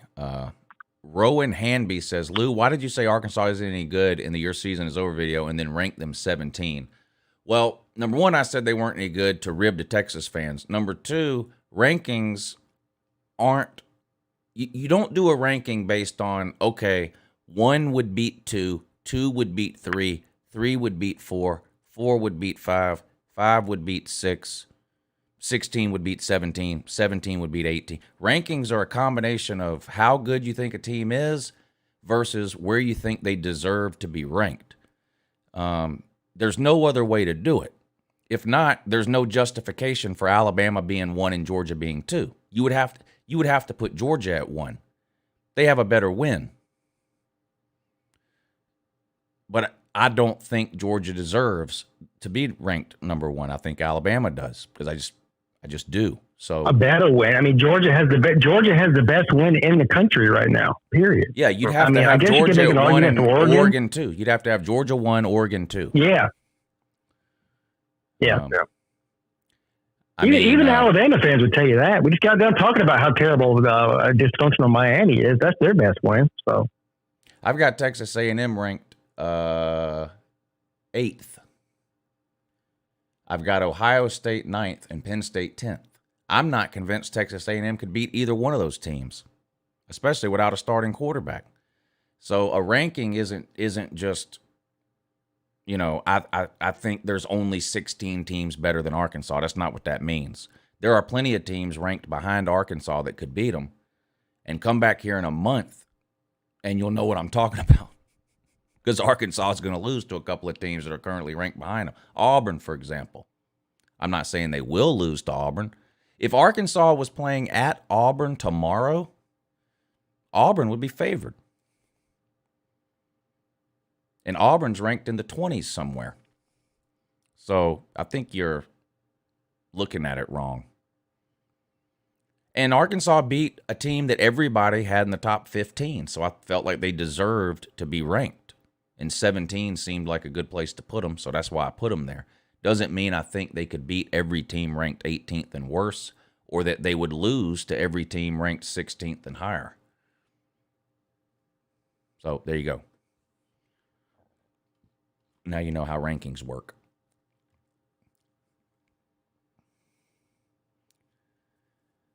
All right, let's see. Let me pick out a game here. What looks interesting to Uncle Lou? Again, this week, we've got good games at all 3 time slots. I feel like we've been blessed with that the first 2 weeks of the season, and it's continuing. Is it just me, or compared to last year, it seems like we have so many, better matchups for a few weekends. Well, yeah. I mean, you had nothing but the conference games last year, which really screwed things up, because some of the most exciting games of the year are those non-con games where you get to see teams play that don't normally play each other. And well, when we forget about the corona bug, I mean, obviously that messed some stuff up, but it's just weird to get back to normalcy. I know. I didn't realize how much I missed some of this stuff by not, there was so many points last spring and last summer where I thought, oh man, we might not have any college football this year. That by the time we did have it, I didn't care that it was conference only or 10 games instead of 12 or whatever. I was just happy to have anything. Right. But now that we're 3 weeks back into a normal season, it really makes me realize how shortchanged we were last year by missing out on a lot of these. These games. Well, plus seeing the fans in the stadium. We forget that last year there was hardly any fans in the stadium, and that matters in a lot of places you play. It really does. Anywhere you play. Home field advantage in college football is huge. I mean, way more so than in the NFL. Yep. I mean, the environments at a college football game, the NFL doesn't even come close. The NFL is basically a corporate get-together. Football games are. The atmospheres at college games really can make a difference. Now, they can't make enough of a difference for Florida to beat Alabama. But Alabama is a 15.5 point road favorite in the swamp against the Fighting Emily Joneses. Pete, what say you? So I was just are you watching this NFL game? I know this is a college football betting show. I'm just watching. This is a crazy game. No, I'm not watching it. I don't know the score. I don't know anything. But I almost took the Ravens -4. Now, what's the score? It's 24-24 with 2.5 minutes left, and the Ravens are driving down on the at their own 35 right now. All right. Anyway, you were asking about Florida and Alabama. Florida and Alabama. Is that what you said? Yep. In the swamp, and the Gumps are a 15.5-point favorite. Over under 58. This is one I almost pulled the trigger on. I'm waiting on the line. I want to see the line move to 14.5 or 14. But I'm taking Alabama. Alabama is. Well, first of all, who's going to play quarterback for Florida? Emily Jones. You sure about that? Yeah, Dan Mullen said Emily Jones is the starter. Oh, he did? All right, well, then give me Alabama for sure then. Yeah. Now, he did say Anthony Richardson was going to play. He said we're going to play 2 quarterbacks in every single game, but Emily Jones is the starter. I'm shocked at the line here, which usually is not a good sign for me. Usually when I'm shocked at the line being so low, I'm wrong about it. So maybe I am wrong about this. I don't know what's going on with Alabama. I understand this is the first, big conference game on the road, a hostile environment, the whole 9 yards. But I mean, 15.5 for Alabama. When's the last time Alabama was only favored by 2 touchdowns or so around there against an East team in the regular season? Not in the SEC championship game. Last year, Georgia, I think they were a 6-point favorite. Okay. All right. And they won by 20. Or whatever it was. There you go. 41-24. That's what I was waiting on. That's what I was waiting on. Yeah. I had a Florida fan tell me I'm an idiot today because I was talking about the Florida quarterback situation in the comment section. Genius Florida fan goes, I don't know why you're so hard on Mullen. Did it ever cross your mind that it's not a good idea to give a guy his first ever start against a Power 5 team and it's Alabama? I had to remind him, sir, whoever starts this game, it's their first game against a Power 5 team. Emily Jones has never started against a Power 5 team either. He started against FAU and South Florida. So what's the difference? Anyway. So you're taking Bama in the 15.5, laying the points. I haven't bet it yet. I probably will. If it goes below 15 in any way, shape, or form, I will take Alabama. But yeah, I would take Alabama even at 15.5. Okay. Now, you're an over-under guy, so explain the over-unders at 58, and with Bama being a 15.5-point favorite, what does that work out to? 40 to, 38 to 23, something like that? You think Florida's going to score 40 to 8? No. I don't know. No. I'd be shocked if Florida scores 17 points. So that would be, what is that? 30. Well, 40 to 17 would be 57. Yeah. So, give me the. Actually, I'll take the over, but that has nothing to do with how much Florida's going to score. I think Alabama's going to score 40. So, yeah, give me the over. What do you think about this one, RHINO? Big SEC matchup. First conference game for both teams. I was actually going to say the same thing that Pete just said. I think Bama's going to do like 40, come back 40-17, somewhere in that neighborhood. If they were smart, Florida was smart, they would put in Anthony Richardson initially. I mean, Emory Jones hasn't, started. So it's not going to matter who gets their ass kicked, right? Emory or Anthony. But having something different showing is going to give them at least some kind of chance. But ultimately, I don't think it's going to be a close game. T-Money, thank you for the super chat. He wants to know, do we think that Dan Mullen will finally let the tight end who can throw, Anthony Richardson, play over bootleg Terry Wilson? I do think Anthony Richardson will play. He's played in every game, so I do think he'll play. But Dan Mullen has made it clear, unless he's lying, that Emily Jones is the starter and that Anthony Richardson will play just like he played in the first 2 games. And I expect that to be what happens. Now, if Emily Jones comes out and looks terrible, do we see more of Anthony Richardson in the second, third, and fourth quarters than we've been seeing? Maybe. I don't know. Maybe. Dan Mullen made a specific comment about Anthony Richardson that he needs to work on his decision-making. So I don't know if at practice maybe he's throwing some interceptions or making the wrong reads or not getting Florida in and out of the right plays at the line, sort of like non-stat stuff. I don't know if that's what that is or what. I'm not sure. But thank you for the super chat, T-Money. Eli James, thank you for the super chat. He says, Dan Mullet proved the crowded situation when lost to Texas A&M last year. Remember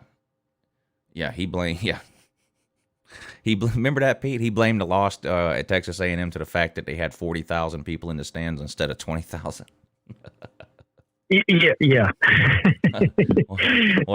That might be the most embarrassing. I mean, talk about Dabo Swinney being a crier. That's got to be the biggest crybaby shit I've ever heard in my life. A fourth of the stadium filled, and he's crying about the noise. Yeah, and then in the same press conference, he basically yelled at his own administration and said, "I expect us to sell 100,000 tickets in the Swamp next year since these attendance rules don't matter." The next day, half his team and coaching staff tested positive for COVID. What a clown! I don't know if I've ever seen a fan base of a top tier program. I mean, I don't know. I'm not going to say exactly where I would rank Florida as far as a program, but they're up there. I don't think I've ever seen a fan base hate their coach as much as Florida hates Dan Mullen. It's just no, and it's so easy. I'm not comparing him to this person in terms of coaching ability, but in terms of personality and entertainment value, he's Butch Jones. I watched more Butch Jones press conferences than I watched Georgia press conferences when he was at Tennessee, because it was just every single one was hilarious. And Dan Mullen's the same way. The guy is just his clown level is 1 million. Wait, even Butch Jones, as silly as he was kind of likable to some people. Like, Dan Mullen is not even likable. No. There's nothing redeeming about this guy. He's annoying. He's a crybaby. He's a loser. I mean, in football terms, it's just everything about him is not likable. Well, for him to say that Anthony Richardson's not ready to make good decisions, I mean, I really don't think he had the best decision out there dancing on the field, looking like a clown. Just saying, so I don't know how he could even say that about Anthony Richardson. I definitely agree with you about the dance.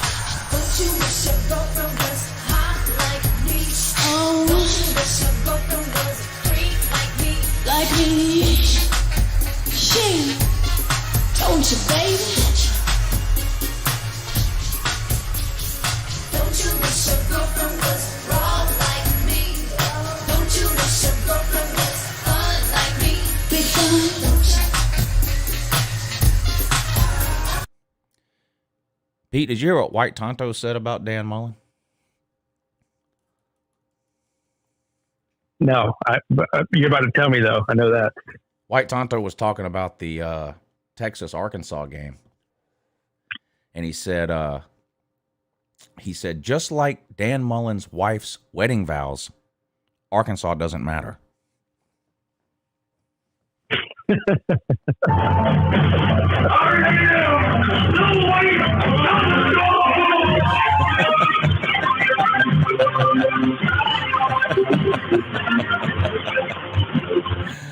Oh, man. God bless the Mullins. Eli James, thank you for the super chat. He says, I heard Mullet's wife going to be on To Catch a Predator. Wow. Damn. I didn't even realize that show was still on, but I'm not going to argue with you. It sounds truthful to me. I don't know. I don't know if I'll bet this game. First conference game, first road game for Bama. I know they played a neutral site game against a terrible Miami team, but I don't know if I'll bet it. I think maybe I'm like you. It'd have to come down a little. No way I'm betting Florida. Let me just throw that out there now. No way. But I haven't made up my mind as far as whether I'll actually bet on that game or not, but I do like Alabama to win. I don't think it's going to be like last year where they're trading touchdowns back and forth. Alabama's defense is way better than last year, and Florida's offense is nowhere near what it was last year. Nowhere near. So I think, this game to me is at least 14 points further apart than last year's game, which tells me I should probably bet Bama. But this will be a decision I probably make on Saturday morning. RHINO, what game you want to look at? Well, I want to watch something a little bit different. I'm actually looking forward to this game. Why, I don't know. But Kiffin being out for the COVID, I really want to see the Ole Miss and Tulane game. I'm interested in watching that one. Why? I've got my personal reasons. I think he's coming back. I don't know, but I know he was out for. Was it the first and second, or was it just the first game? Just last week. I can't remember. Yeah, last week it was. I mean, Tulane is Tulane, right? At Greenway, whatever. But at the same token, I'm interested to see if they're really something that, people are kind of hyping them up. But I do want to see kind of the Ole Miss Tulane game. I don't know where that's even sitting. But I think it'll be a fun game to watch, only just because I want to see Tulane and Kiffin to see what happens with that game. Yeah, Ole Miss is a fun team to watch. I mean, they run a good offense. Matt Corral can sling the ball around when he's not turning it over. Matt Corral is one of the best quarterbacks in college football. There's no question about it, and he's in an offense that's perfect for his skill set. People want to know about they want to know is, when you look back at the Tulane-Oklahoma game, if Tulane comes out, God forbid they beat Ole Miss, but if they give Ole Miss a game even, I think that would back people off of the, OU criticism in the way they played against Tulane. Ole Miss is a 14.5-point favorite in this one. It's in Ole Miss.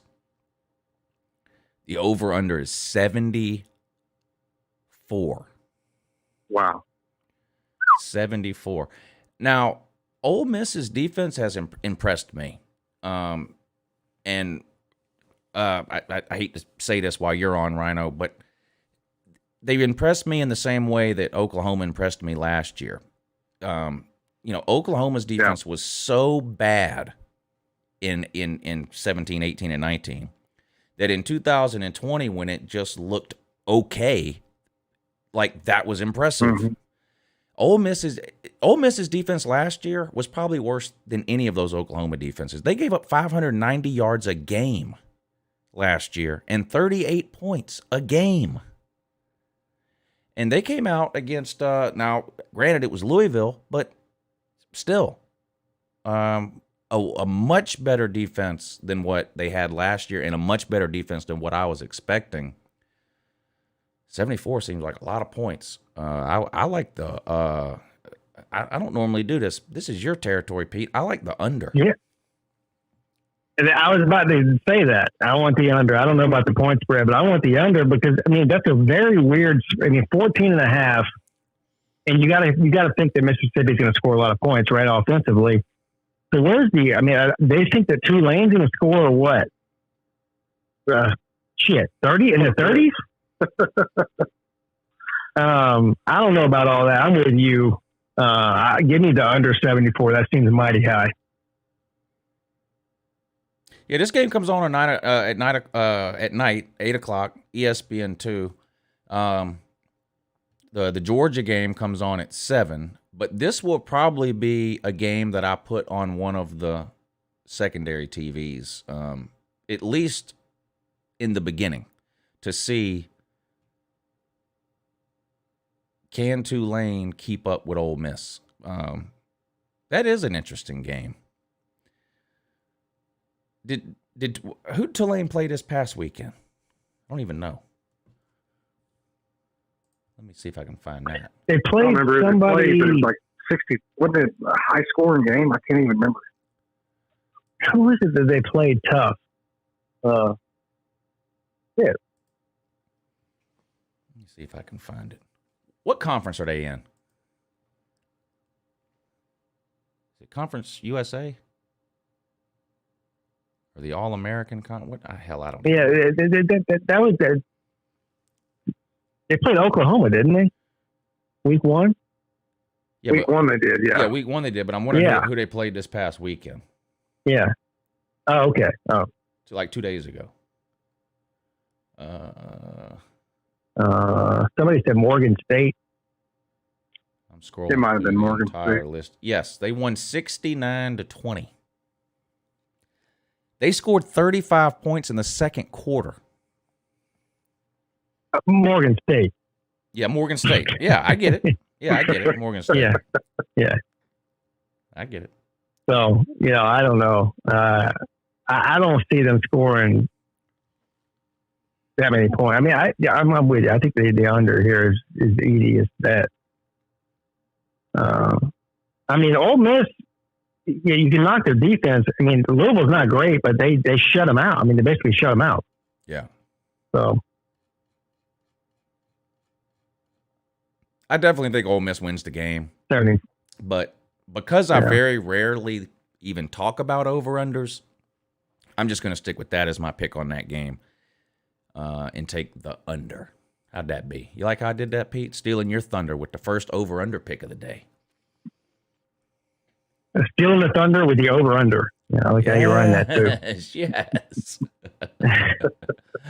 All right, Pete, you're up. Pick us another game. This one, to me, is one of the more interesting games, not just in the ACC, but in all of the country, Virginia and North Carolina. Virginia is a 9-point underdog on the road against the Tar Heels. What time is that? And I found it. Never mind. I found it. It's 7:35 on the ACC network, I think. Okay, yeah, I found it. I do think North Carolina is clearly the better team. Okay. I do think North Carolina is clearly the better team. I do think North Carolina is going to win the game. But Bronco Mendenhall and this Virginia team, they don't get blown out a lot. They don't lose by more than 9 to pretty much any ACC team other than Clemson over the past several years. Very rare that they lose big. Now, I know someone's going to type in the comment section, well, they lost by 21 points last year to so-and-so, Pete. I'm talking about if you look at the trend over the past couple of years, Virginia is a very solid defensive team.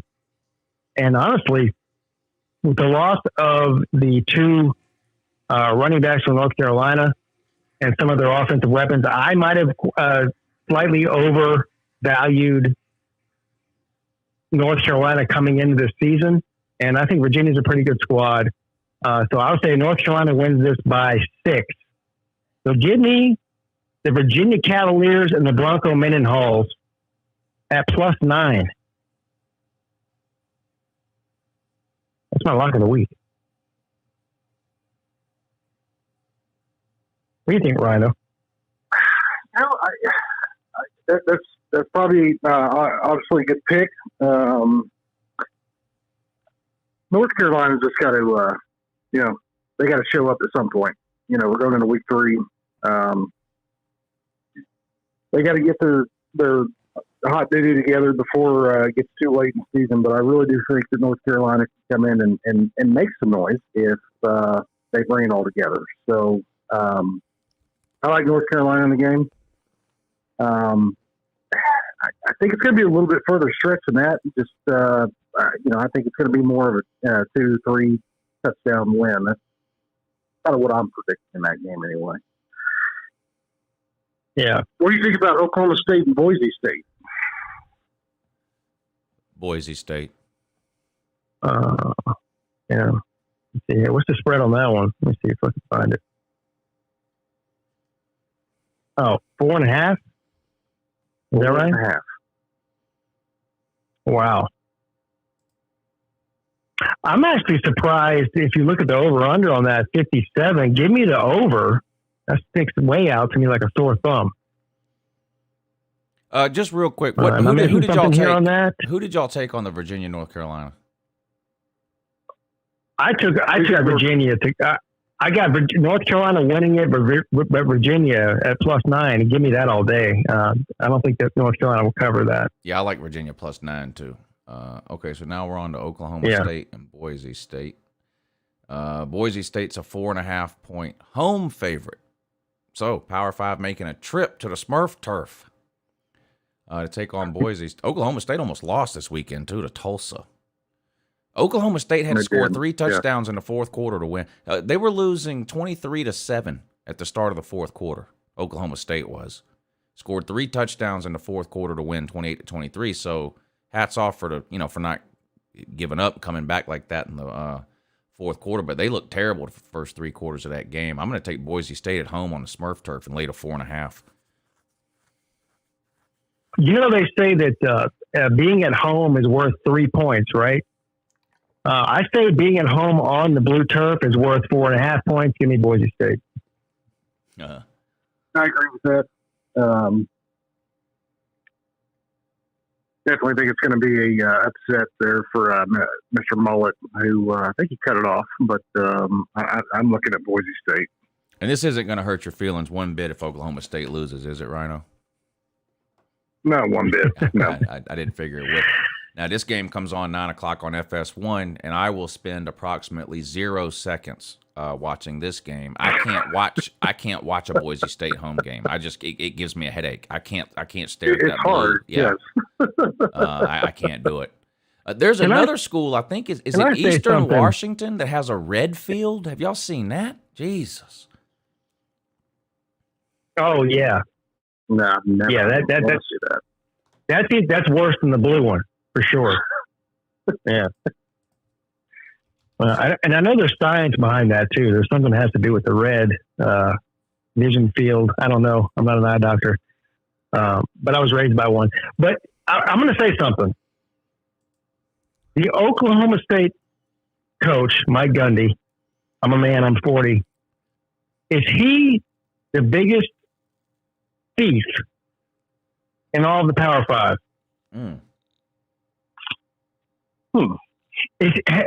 How long has he been coached there? Seems like forever. Too long. Yep. I mean, we have an exact number here. I don't know. I'm not over 10 years, right? 11 years, 12 years. I'll look at something like that. I know it's over 10 years. So he's been there over 10 years. How many conference championships has he won in the Big 12? How many times has he beat Oklahoma? Yeah, I'm trying to think of one. It's not coming to me at all, Pete. They're more of they're happy with 8-9 wins every year, And right, go ahead. What's he making? $5 million a year, 4.5, 5. It's got to be somewhere around there. He's been there for over 10 years. 2004. Has been completely... 2004? Jeez. 17 years. How many times in that time frame? The biggest piece goes to Mike Gundy, yes. You are correct. He is stealing money. This guy has probably earned well over $50 million based on the time frame that you're telling me. He's making $5 million a year on average, $4 million a year on average, whatever it is. This guy's printing money over there, winning 8-9 games a year, not beating his in-state rival, not doing anything nationally that anybody gives two fucks about. And still, year after year after year after year, his name never comes up for being on the hot seat. Can somebody give me this guy's job? I'm a man. I'm 40. I think that was like 10 years ago. I mean, that's how, so, That was a while ago. So, yeah, he's been there for a long time. He was, but see, here's kind of the thing in Oklahoma. It's still the good old boy system. When Boone Pickens was still alive, he donated so much, to the facility, and he kind of had Boone Pickens in his pocket, more or less. And that's why he's been there for so long. They're almost scared to get rid of him or even do anything different, even though they go 7, 8, 9 wins a year. They're completely content with that. So that's their peak. That's where they'll always be, if they even do that this year. So yes, Pete, you're correct. Biggest thief, Power 5. The man's stealing every time he cashes a money paycheck. Since 2004. Yeah, he's been stealing for a long time. I mean, he should be the most wanted man in the West. Yeah. Come after me! I'm a man! I'm 40! Hell, now he's 50.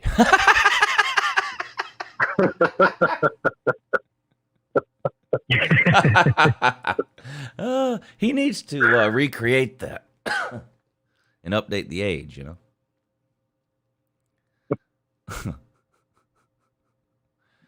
All right. He's been so mediocre for so long, and they're ready to build a statue of this mullet man outside of the damn stadium, too. Mm-hmm. Yep. I hate that he cut his mullet off. That's disappointing. It doesn't really matter. Everyone's all. I mean, look, he could coach for another 17 years. Whenever he retires, quits, or gets fired, whatever, he's going to be remembered for two things: the mullet and this. Come after me! I'm a man! I'm 40! That's it. That's his legacy.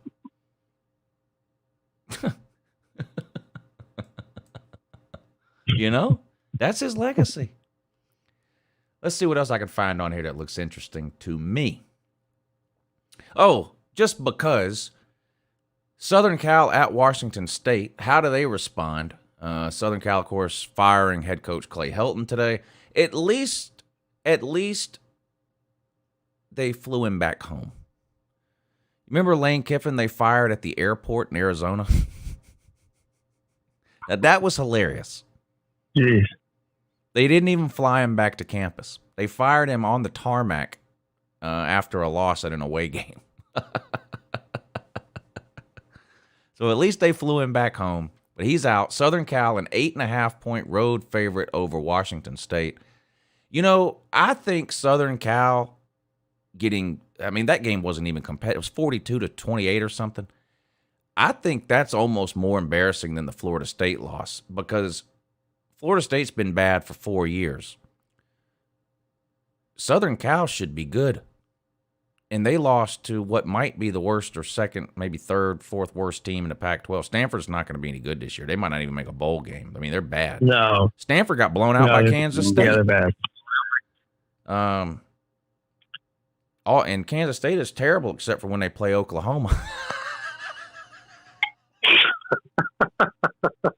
Look, I've been saying this for the past 2 years. The Pac-12 is the ACC. Just swap out Clemson and Oregon's helmets, and there you go. Now, obviously, Clemson's been way more successful than Oregon, but Oregon pretty much owns that conference the same way that Clemson has recently. And this is just more of an indictment on that. Now, we'll see what UCLA does this year. But I'm with you. That was pretty embarrassing, what happened with USC. I mean, that obviously got their guy fired. Yeah. So, minus 8.5 in Wazoo. I don't know, man. Yeah, I don't know. Who's the interim coach for USC? Dante Williams, the defensive back coach. Okay. I'm going to take, if I bet, I won't bet this game because you never know how a team will respond to that. But for picking purposes, give me the home team in the 8.5 points. That's probably the smart play here. I don't know. I'm not going to touch it with a 10-foot pole because I don't know enough about Washington State, and who knows what's going on with the USC's mentality of the players and the assistant coaches and whatnot. It's just there's too many unknowns here. Yeah, USC is infinitely more talented, but I only mentioned this game because I wanted to talk about Clay Helton. What do y'all think RHINO, what are the advantages to firing a coach now as opposed to waiting until the end of the season? I think the only advantage is realizing you have maybe a defensive back coach or somebody that actually can put a little bit more, umph in your season with that individual. I don't think it's smart to actually do that. 2 weeks in, because it does create a lot of different, whether it's mentalities, whatever it is, it's going to affect the rest of your season. That's a big risk unless you have somebody. For example, if Clemson fired Dabo Swinney tomorrow, Brent Venables could step in there, and I don't think they'd miss a beat. Of course, we're talking about USC. We're talking about whatever. I mean, they have talent, but we're talking about Clemson versus USC. A little bit different there, but. Yeah. I really think it does affect players and affects their mentality of what they're going to do on the field in that next weekend. And so I like Wazoo in this. I know Bigfoot's not there, but I still think they've got more to prove, and USC has less to go after. They have more of this insecurity that the other team doesn't feel. Plus, they're at home. So I think it affects a lot of factors. Plus, like you said, the coaches. Recruiting, it's gonna, how many kids are going to decommit? Who knows? The longer that you don't have a head coach, I think the more likely it is people do decommit because you're walking into an unknown situation. What if you're I'm just using this as an example, but what if you're a dual threat quarterback who had committed to Southern Cal because Clay Helton told you they were, we're going to run an offense that suits you, blah, blah, blah. And you commit, and then they hire someone who's going to run a pro-style offense or something. So I think some commitments have to take a second look now. So it's dangerous there. Obviously, an advantage. I think you're the first major program. I mean, UConn got rid of Randy Edsall a couple of weeks ago, but no one cares. You're the first major program with an opening, so you're sort of moving to the front of the line in terms of having your pick of coaches you want to maybe talk to. Now, I don't know if it's like an official NCAA rule or an unwritten rule or what, but I don't think they can contact any current coaches until after the last weekend of the season or something maybe. But all these coaches know each other, and all the athletic directors know all the coaches in back channels, and you get a friend of a friend to put a phone call into, for example, Matt Campbell or Luke Fickell, and hey, would he have any interest? That kind of thing. So we'll see. I do think Southern Cal is an attractive job. I mean, forget their record over the last several years or whatever. It's an attractive job, I think. Is it top 10, top 15? I mean, you've got a built-in recruiting base there in Southern California. You're a household name. I mean, Southern Cal hasn't made the playoffs or anything like that, but there's not a high school football player around that doesn't know who Southern Cal is. It's one of those names that everyone knows. So I do think it'll be an attractive job to a lot of people. I have no idea, which direction they may end up going other than to just throw out the obvious names that we always talk about, Luke Fickell, Matt Campbell, maybe a couple of coordinators here or there. Do you think would Southern Cal hire a first-time head coach? Well, I think Clay Helton wasn't he? They hired Lane Kiffin after coaching 2 games at Tennessee or whatever it was. Well, Clay Helton was promoted from within. Yeah. He was on the staff already.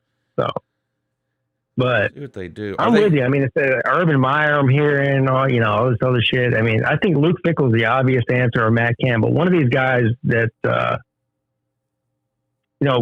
doing really good, with lower level programs right now. I think that's the obvious ones. I mean, this Mario Cristobal thing that I'm seeing. Yeah, I mean, I guess if you're Southern Cal and you need to give a call to him whenever it's appropriate to do that, or legal to do that or whatever within the rules. But is that a better job in Oregon right now? I don't think it is. Yeah. I mean, I don't think that's a move up. I mean, Oregon's got everything and more than Southern Cal has right now. And here's the number one reason I'm hearing from people to say that it would be a better job at Southern Cal is because, then you're right in the recruiting bed in California. Well, Oregon's already, 90% of their team is from California already. They don't have any issues recruiting from LA. Yeah. I mean, they're actually one of the big reasons probably that Southern Cal is having issues right now is because they're taking all their best recruits. So I don't think money's not an issue, obviously, in Eugene. They have a better team. They just have a better program. I don't know why you'd want to go start over when you're building something that you've already got something special going on. I think USC would be a lot more attractive job than, say, Sark is at Texas for 2 or 3 years and they decide to cut ties with him. Obviously, boosters run that whole friggin' program. But I think if I was Matt Campbell and just say if Texas job came open in USC, I'm going to USC. I'm not going to Texas. Yeah. I have a better chance of building a better recruiting base, even though Texas, they have great recruiting years, but it's not, it's not the head coaching that's necessarily the problem in Texas. It's this good old boys, whatever the hell you want to call it, where USC is more stable. And you have a good area of fielding good recruits in USC. So that's why I think it's a little bit more attractive to the Urban Meyers or whoever that, I shouldn't say Urban Meyer, not a big fan, but whoever, Luke Fickell, whoever they decide to approach. Does Urban Cincinnati? He's not going anywhere. Does Cincinnati joining the Big 12 do anything? Are the chances less that Luke Fickell leaves Cincinnati now? Okay. No, I don't think so. I don't think Cincinnati can pay what I don't know what Luke Fickell makes. Whoever gets the job at Southern Cal, though, they're going to get $8 million a year. That's pretty much the standard now for any coach that gets hired at a big school is a $7-8 million a year. That's your starting pay almost now, and I can't imagine that Cincinnati's paying Luke Fickell anywhere near that. So maybe the money, and no guarantee that it may not be a money factor, though. Well, it might not be. Yeah, it might not be. Like look at Matt Campbell. I know he's been chased after, from how many different college football programs, hell, even the NFL maybe, and but he knows that's he's building something in Ohio State. At least he's trying to. Maybe not lately, but I shouldn't say lately because he has built the program good. But people are still after him for certain jobs, and they say, hey, I'll give you $10 million a year instead of $2 million a year or whatever. And he says, no, I want to build something here. I want to make it mine, so that may be a different factor as well. Lou, Dan Mullen beat you last year. Stop crying. Haven't said a word about Dan Mullen in 20 minutes, but yes, you're right. Dan Mullen did improve last year to 1-3 against Kirby Smart. So you are correct. 1-3. And you couldn't be happier. And I couldn't be happier that he's still there. So, but yeah, Dan Mullen 1-3 against Kirby. Y'all were talking about talent, Southern Cal and Oregon. Southern Cal had the worst recruiting class in the Pac-12 in 2020. Dead last. How did he survive that? First of all, I thought he should have been fired after the 2019 season. He wasn't. They brought him back in 2020. He had the recruiting class was ranked dead last. And they, now they still have the second most talented roster in the Pac-12 behind Oregon because they were so far ahead of everyone else that they could absorb a last place class and still have more talent than everyone else. But how does that happen? Dead last in the Pac-12. They got out-recruited by Arizona, by Cal, by Washington State, by Oregon State. How does that happen in any year ever? This is a ringing endorsement for Luke Fickell at Cincinnati. I bet they out-recruited them too in Cincinnati, of all places. Probably. So, that's horrible.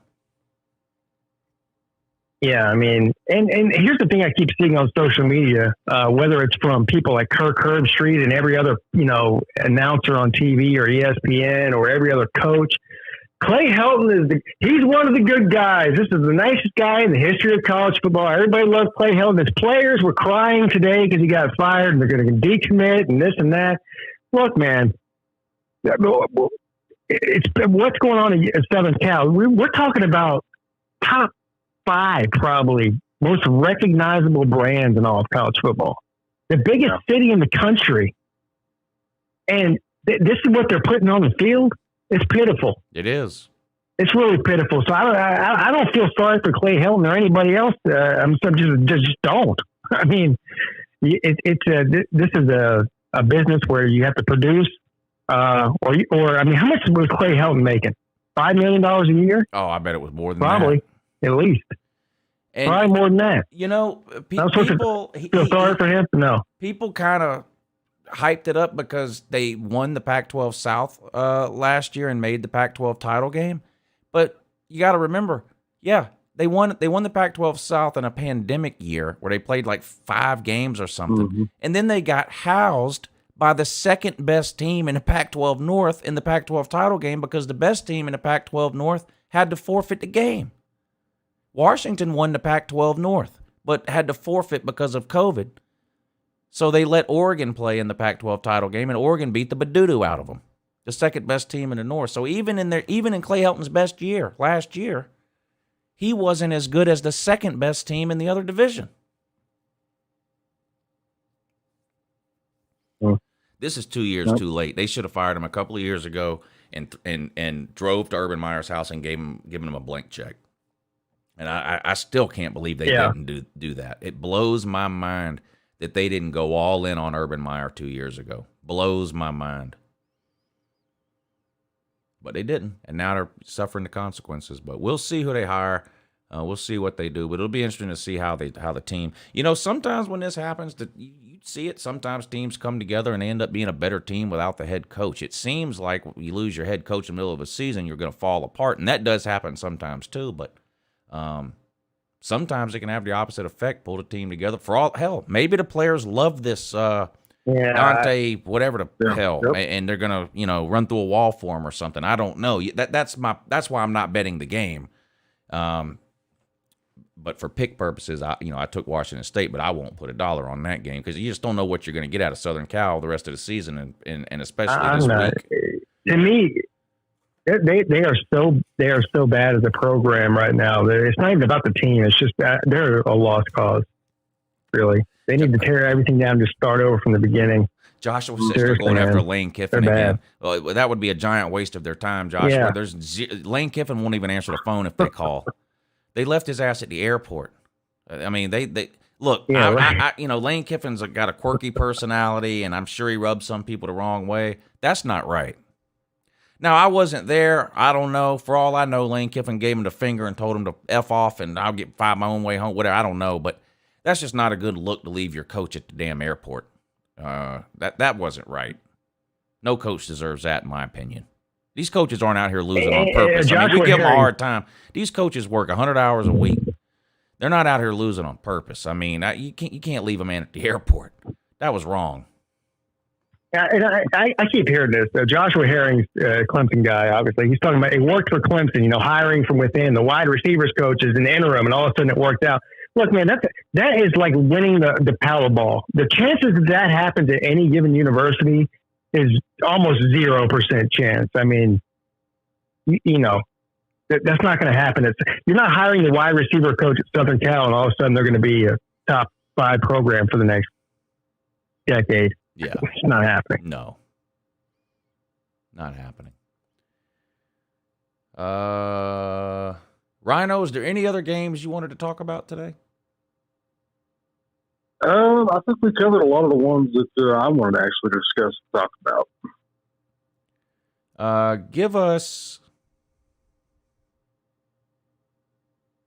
Tell me the top. I feel like it's easy to do the top 2, so I'm going to test you a little. Give me the top 4 teams in order in the Big 12. The top 4 in the Big 12. Yeah. Damn. I'd go Big 12. I didn't say overall.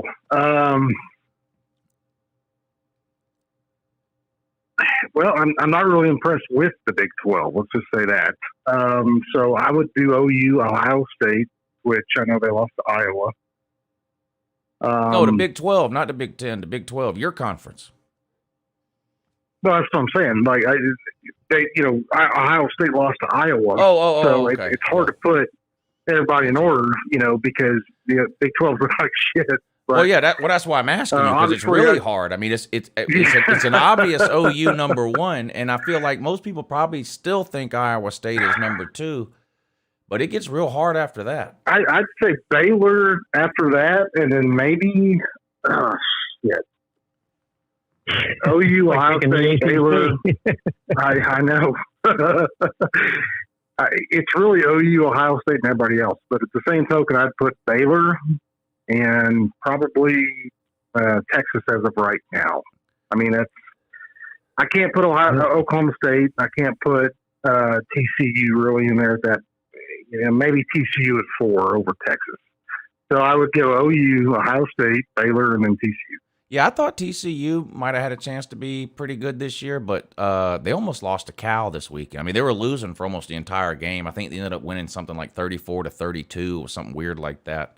But they almost lost that game to Cal. So I don't know. We'll see. Yeah, the Big 12 is kind of hard to figure out once you get past the first couple of teams. So, where's Texas going to end up fitting in? I think we'll find out some more about West Virginia this weekend when they play Virginia Tech. I feel like you have pretty solid bookends with Oklahoma on one end and Kansas on the other. Like that's definitely the best team and definitely the worst team, but like trying to fill in the middle in the Big 12 is hard to do. It's hard. I mean, because there's arguments for West Virginia, Baylor, TCU.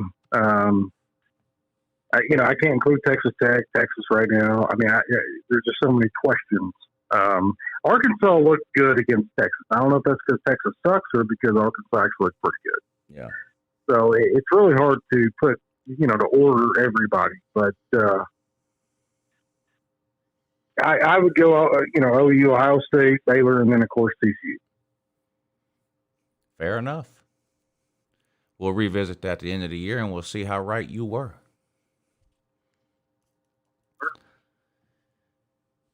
All right, RHINO.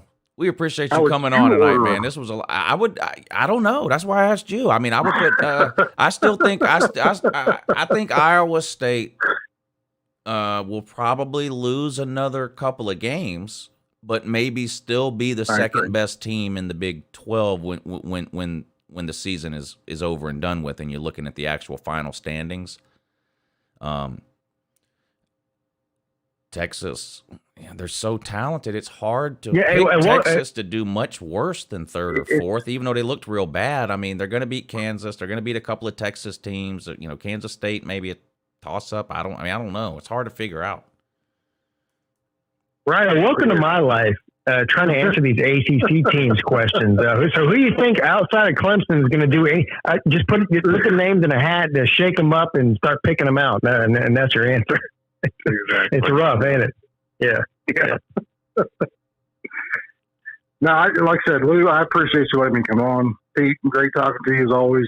Yeah, man. Love to do it again. Like I said, I'm not the intellectual individual, just like Lou and Pete on college football, but I do like coming on here and talking. So yeah, this was great. I loved having you on. I know you work some crazy hours, and but you're around quite a bit, so I hope we can get you back on at some point this season. Maybe around the Texas OU game, either the week of or the week after, or something like that would be fun to have you on. Or definitely if Georgia and Oklahoma and Clemson end up all three making the playoffs, then we've got to get back together, the three of us, and do this again, like at some point in December or something leading up to the playoffs. That would be a lot of fun. Yeah. That would be a lot of fun. All right, RHINO. Thanks a lot, man. Thanks for taking the time. I enjoyed it. All right, buddy. Thank you. We'll talk to you next time. Yes, sir. All right. See you. Bye. All right. Bye-bye. I'm glad we finally got him on. Is that the first time? Yeah. Yes, it is. He was supposed to come on, I guess it was about a month ago or so, and he ended up having to work late. Something happened at work, and he couldn't get off. He's a couple hours, 3 hours, I think, behind us because of where he lives, 2 or 3. and he ended up having to work late and couldn't come on or something like that. So I'm glad it worked out. I'm actually glad that he came on during the season. That was fun to have somebody else on to help us pick the games. I like how that went. Maybe we'll make that a thing. We can have somebody on next week too. You know how game day has the guest picker. We can have a guest picker too. Yeah, we need a guest picker. Yeah. Yeah, we need one. Yeah. So email Pete and you can send me an email, crazyunclelou@gmail.com, if you're interested in coming on.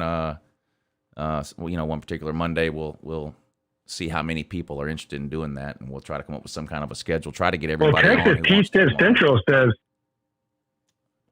T-Tip Central says he wants to come on. Oh yeah, that would be a good rebuttal to the Oklahoma fan is the Texas man. That's right. He must have a lot to say this week. Now, why? A lot to say every week.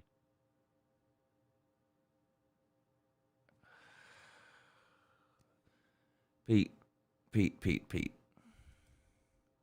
What? Good morning, sir. Hey, morning, Lou. Pete, how's it going, guys? It's going good, Edward. What you got for us this week? Well, I've got a couple things I could trash talk real quick, or I could save it for tomorrow night. Edward, did you forget to turn your clocks back in last year? I usually turn my clock back when the time is right. All right, going back in the fall. Right? It's Edward Trash Talk time here on the Lunch Money Show, weekly segment. Now, Edward, it's football season, so like we said, we're expecting some football related stuff from this past weekend. So we'll give you your 5 minutes. Who's in the firing squad today? Well, actually, I was going to trash. Well, I'm not so much of firing. I want to say, I'm sure Jim Harbaugh's eventually going to get there. Edward, who are you gonna trash talk today? Well, I was gonna trash.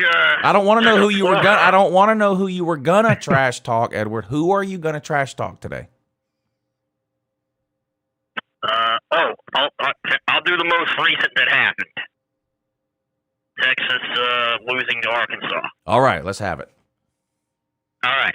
Well, Texas, you play one of the worst teams in the SEC, and you come out to midfield with a cheap paper plate from Walmart and take a giant shit on it. How is that possible? Arkansas sucks. What does that say about you? Texas, you garbage. You'll be lucky to make a bowl game this year, Texas, and that's the bottom line because I said so.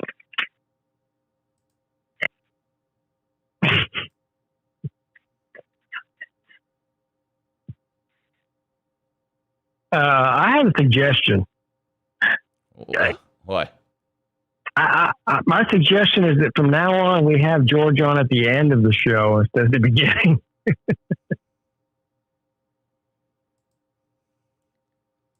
What do you think about that, Edward? Interesting. He probably thinks that's garbage. Yeah, let's do that. Let's. Here's what we'll do. Me and Pete from 10 to 10:15. Edward from 10:15 till 10:25, and then the guest picker from 10:25 to 12. That's the schedule from here on out. So Edward, you call in every Monday at 10:15. That'll work. Does that sound good? That sounds good. All right, and I like that deal. You got anything else for the Texas man?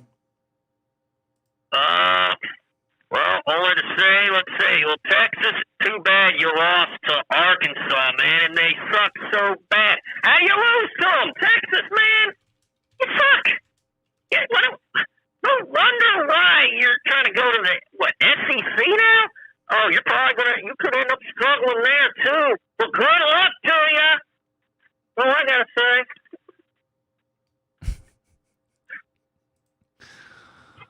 All right, Edward. Good job, buddy. Thank you. All right. We'll talk to you next Monday. You got it. All right, Edward. Later. See you, Edward. Edward calling in with his garbage can of the week. Texas. He had his sights on Texas this week. Pete, now we both picked Texas in that game, so obviously we were wrong. I didn't think at all, though, which it's always, I mean, you can be wrong on any pick you make. I didn't see that coming. I mean, that was I don't think anybody saw that coming. Down. Yeah. That Arkansas quarterback, I don't know how good he's going to end up being, but he's fun to watch. Well, I think it's still too early to tell how good Arkansas is versus how bad Texas is. We'll probably learn something about that this week, but we'll definitely learn stuff about Arkansas because they have some big games coming up against really good teams. But I don't know about Texas, man. No Name says, "Hey, Uncle Lou, is it actually fun to dress up and stereotype indigenous people, or do you just do it because you're trash with no culture yourself?" White Tonto is not making fun of indigenous people. White Tonto is making fun of white people who dress up like indigenous people. Florida State's mascot. I don't think Florida State should have a white guy trotting out onto the field every week with a show pony, throwing a flaming spear in the ground, especially when Florida is covered with engines. I think they should get an actual engine. White Tonto is making fun of white people, not engines. So take that. I don't know if he doesn't understand. You can take that explanation and some Kleenex, and that should be all you need. I mean, I think that the actual name White Tonto explains that, unless you're just a complete fucking retard. Right. But what do I know? I'm guessing complete fucking retard. I mean, if you called him Brown Tonto, that would be wrong. Right. But not White Tonto.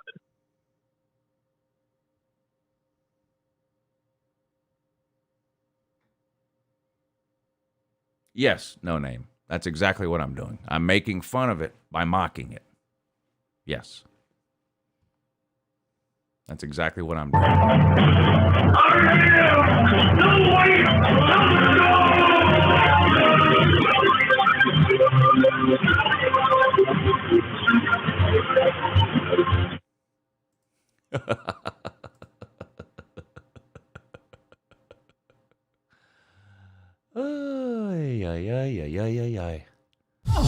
Are you using Liberty? Your feelings matter, man. It does. You know what? I'm gonna take your feelings into serious consideration. Before I do any more White Tonto appearances. I'm worried about the fragility of your emotional state. So you have my word, No Name, that I won't play any more White Tonto or anything until I think long and hard about what it is I'm doing. And we have Jacksonville State on the road at Florida State, and this one could end up being an interesting. Oh my God! No. I am White Tonto.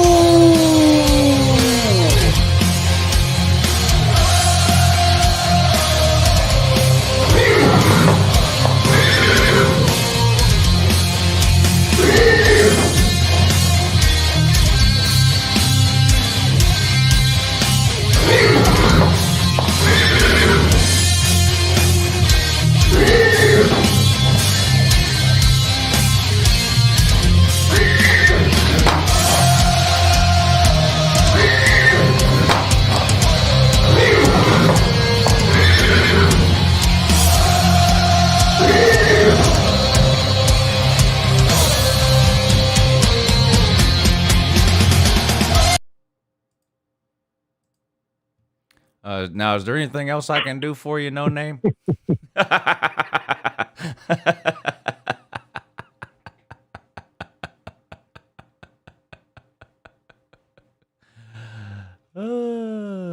Wait, Tonto say take UncleLou on the money line against No Name.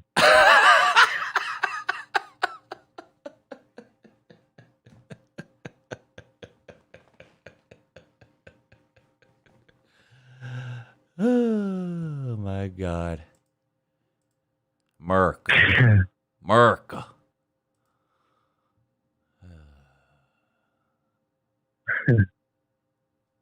What are you going to do? Pete, what a great show. We picked all the winners. I'm ready to make some more money this week. Real quick. I know we're running late and we got to get out of here. But just for the degenerates that can't stand to go more than a couple of days without gambling, there's a Thursday game that's not any good. Miami of Ohio at UL Lafayette. That's the Louisiana that Texas beat. Yes, that's the good Louisiana. Louisiana Monroe is the bad one. UL Lafayette is a 20-point home favorite against Miami of Ohio. And then on Friday, Central Florida at Louisville. Central Florida only a 7-point favorite at Louisville. Give me Central Florida in that one. Ooh. Yeah, me too. Yeah, Louisville's terrible. Central Florida, Gus Malzahn. Louisville just lost their two best players on defense. Their starting safety and their star linebacker for the season. They're done though. Yeah, give me UCF. Yeah. That might be one I actually bet.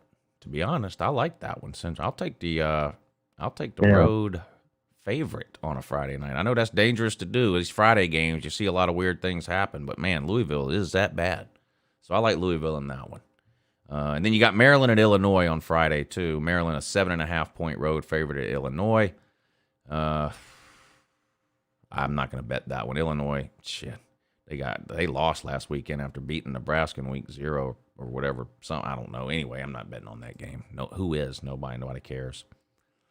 So, No Name. I would leave if I was you. I wouldn't be caught dead hanging around a bunch of bigots like us around here. Probably best you just unsubscribe and run back to your rubber room where you can cuddle up with your security blanket and stroke your emotional support dog.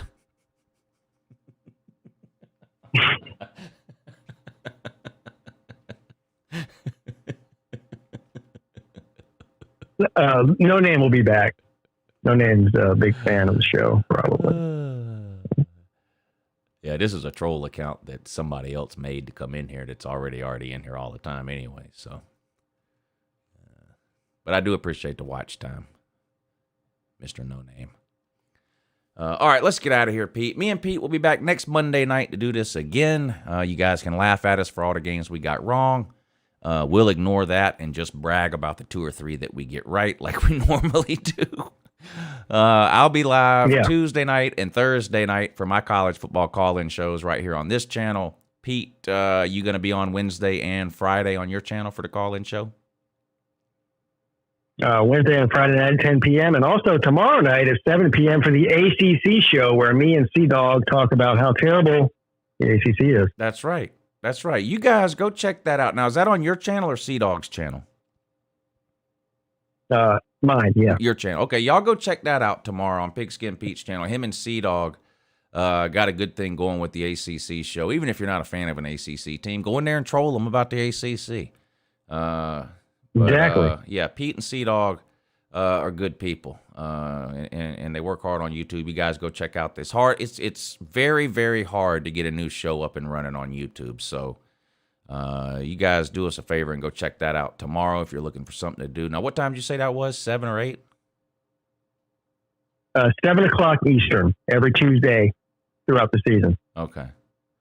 Yeah, you guys go check that out tomorrow on Pete's channel, the ACC show. All right, let's get out of here, Pete. Clay Helton fired. What are you going to do?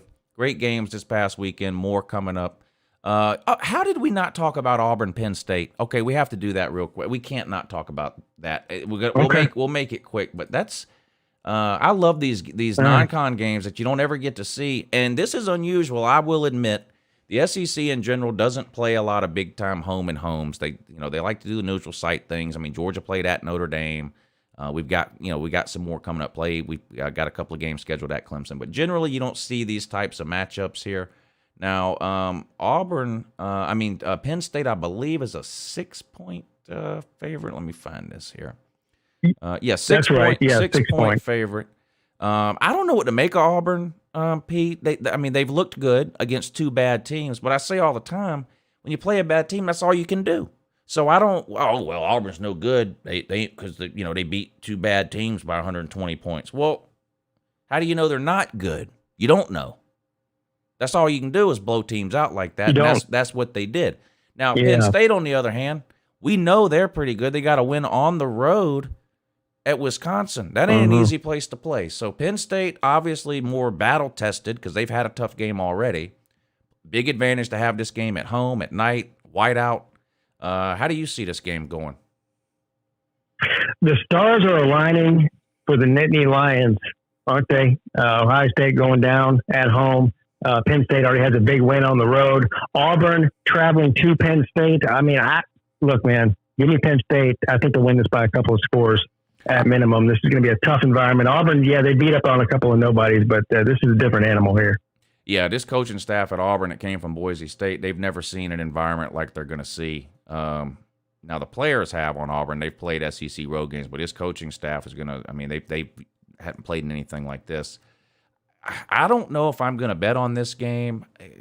I like the line at 6. It's under the touchdown number.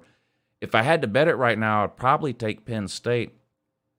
But that is going to be a good game. I like it. I like it at under 7. If it were over 7, I might be a little more hesitant. But I might actually bet this one. We'll see what happens. But yeah, I really like the fact that Penn State has a tough, hard-fought win against a quality opponent. If this game gets close in the second half, I feel like that would benefit Penn State. Auburn really hasn't been tested at all this year. They've played two really bad teams.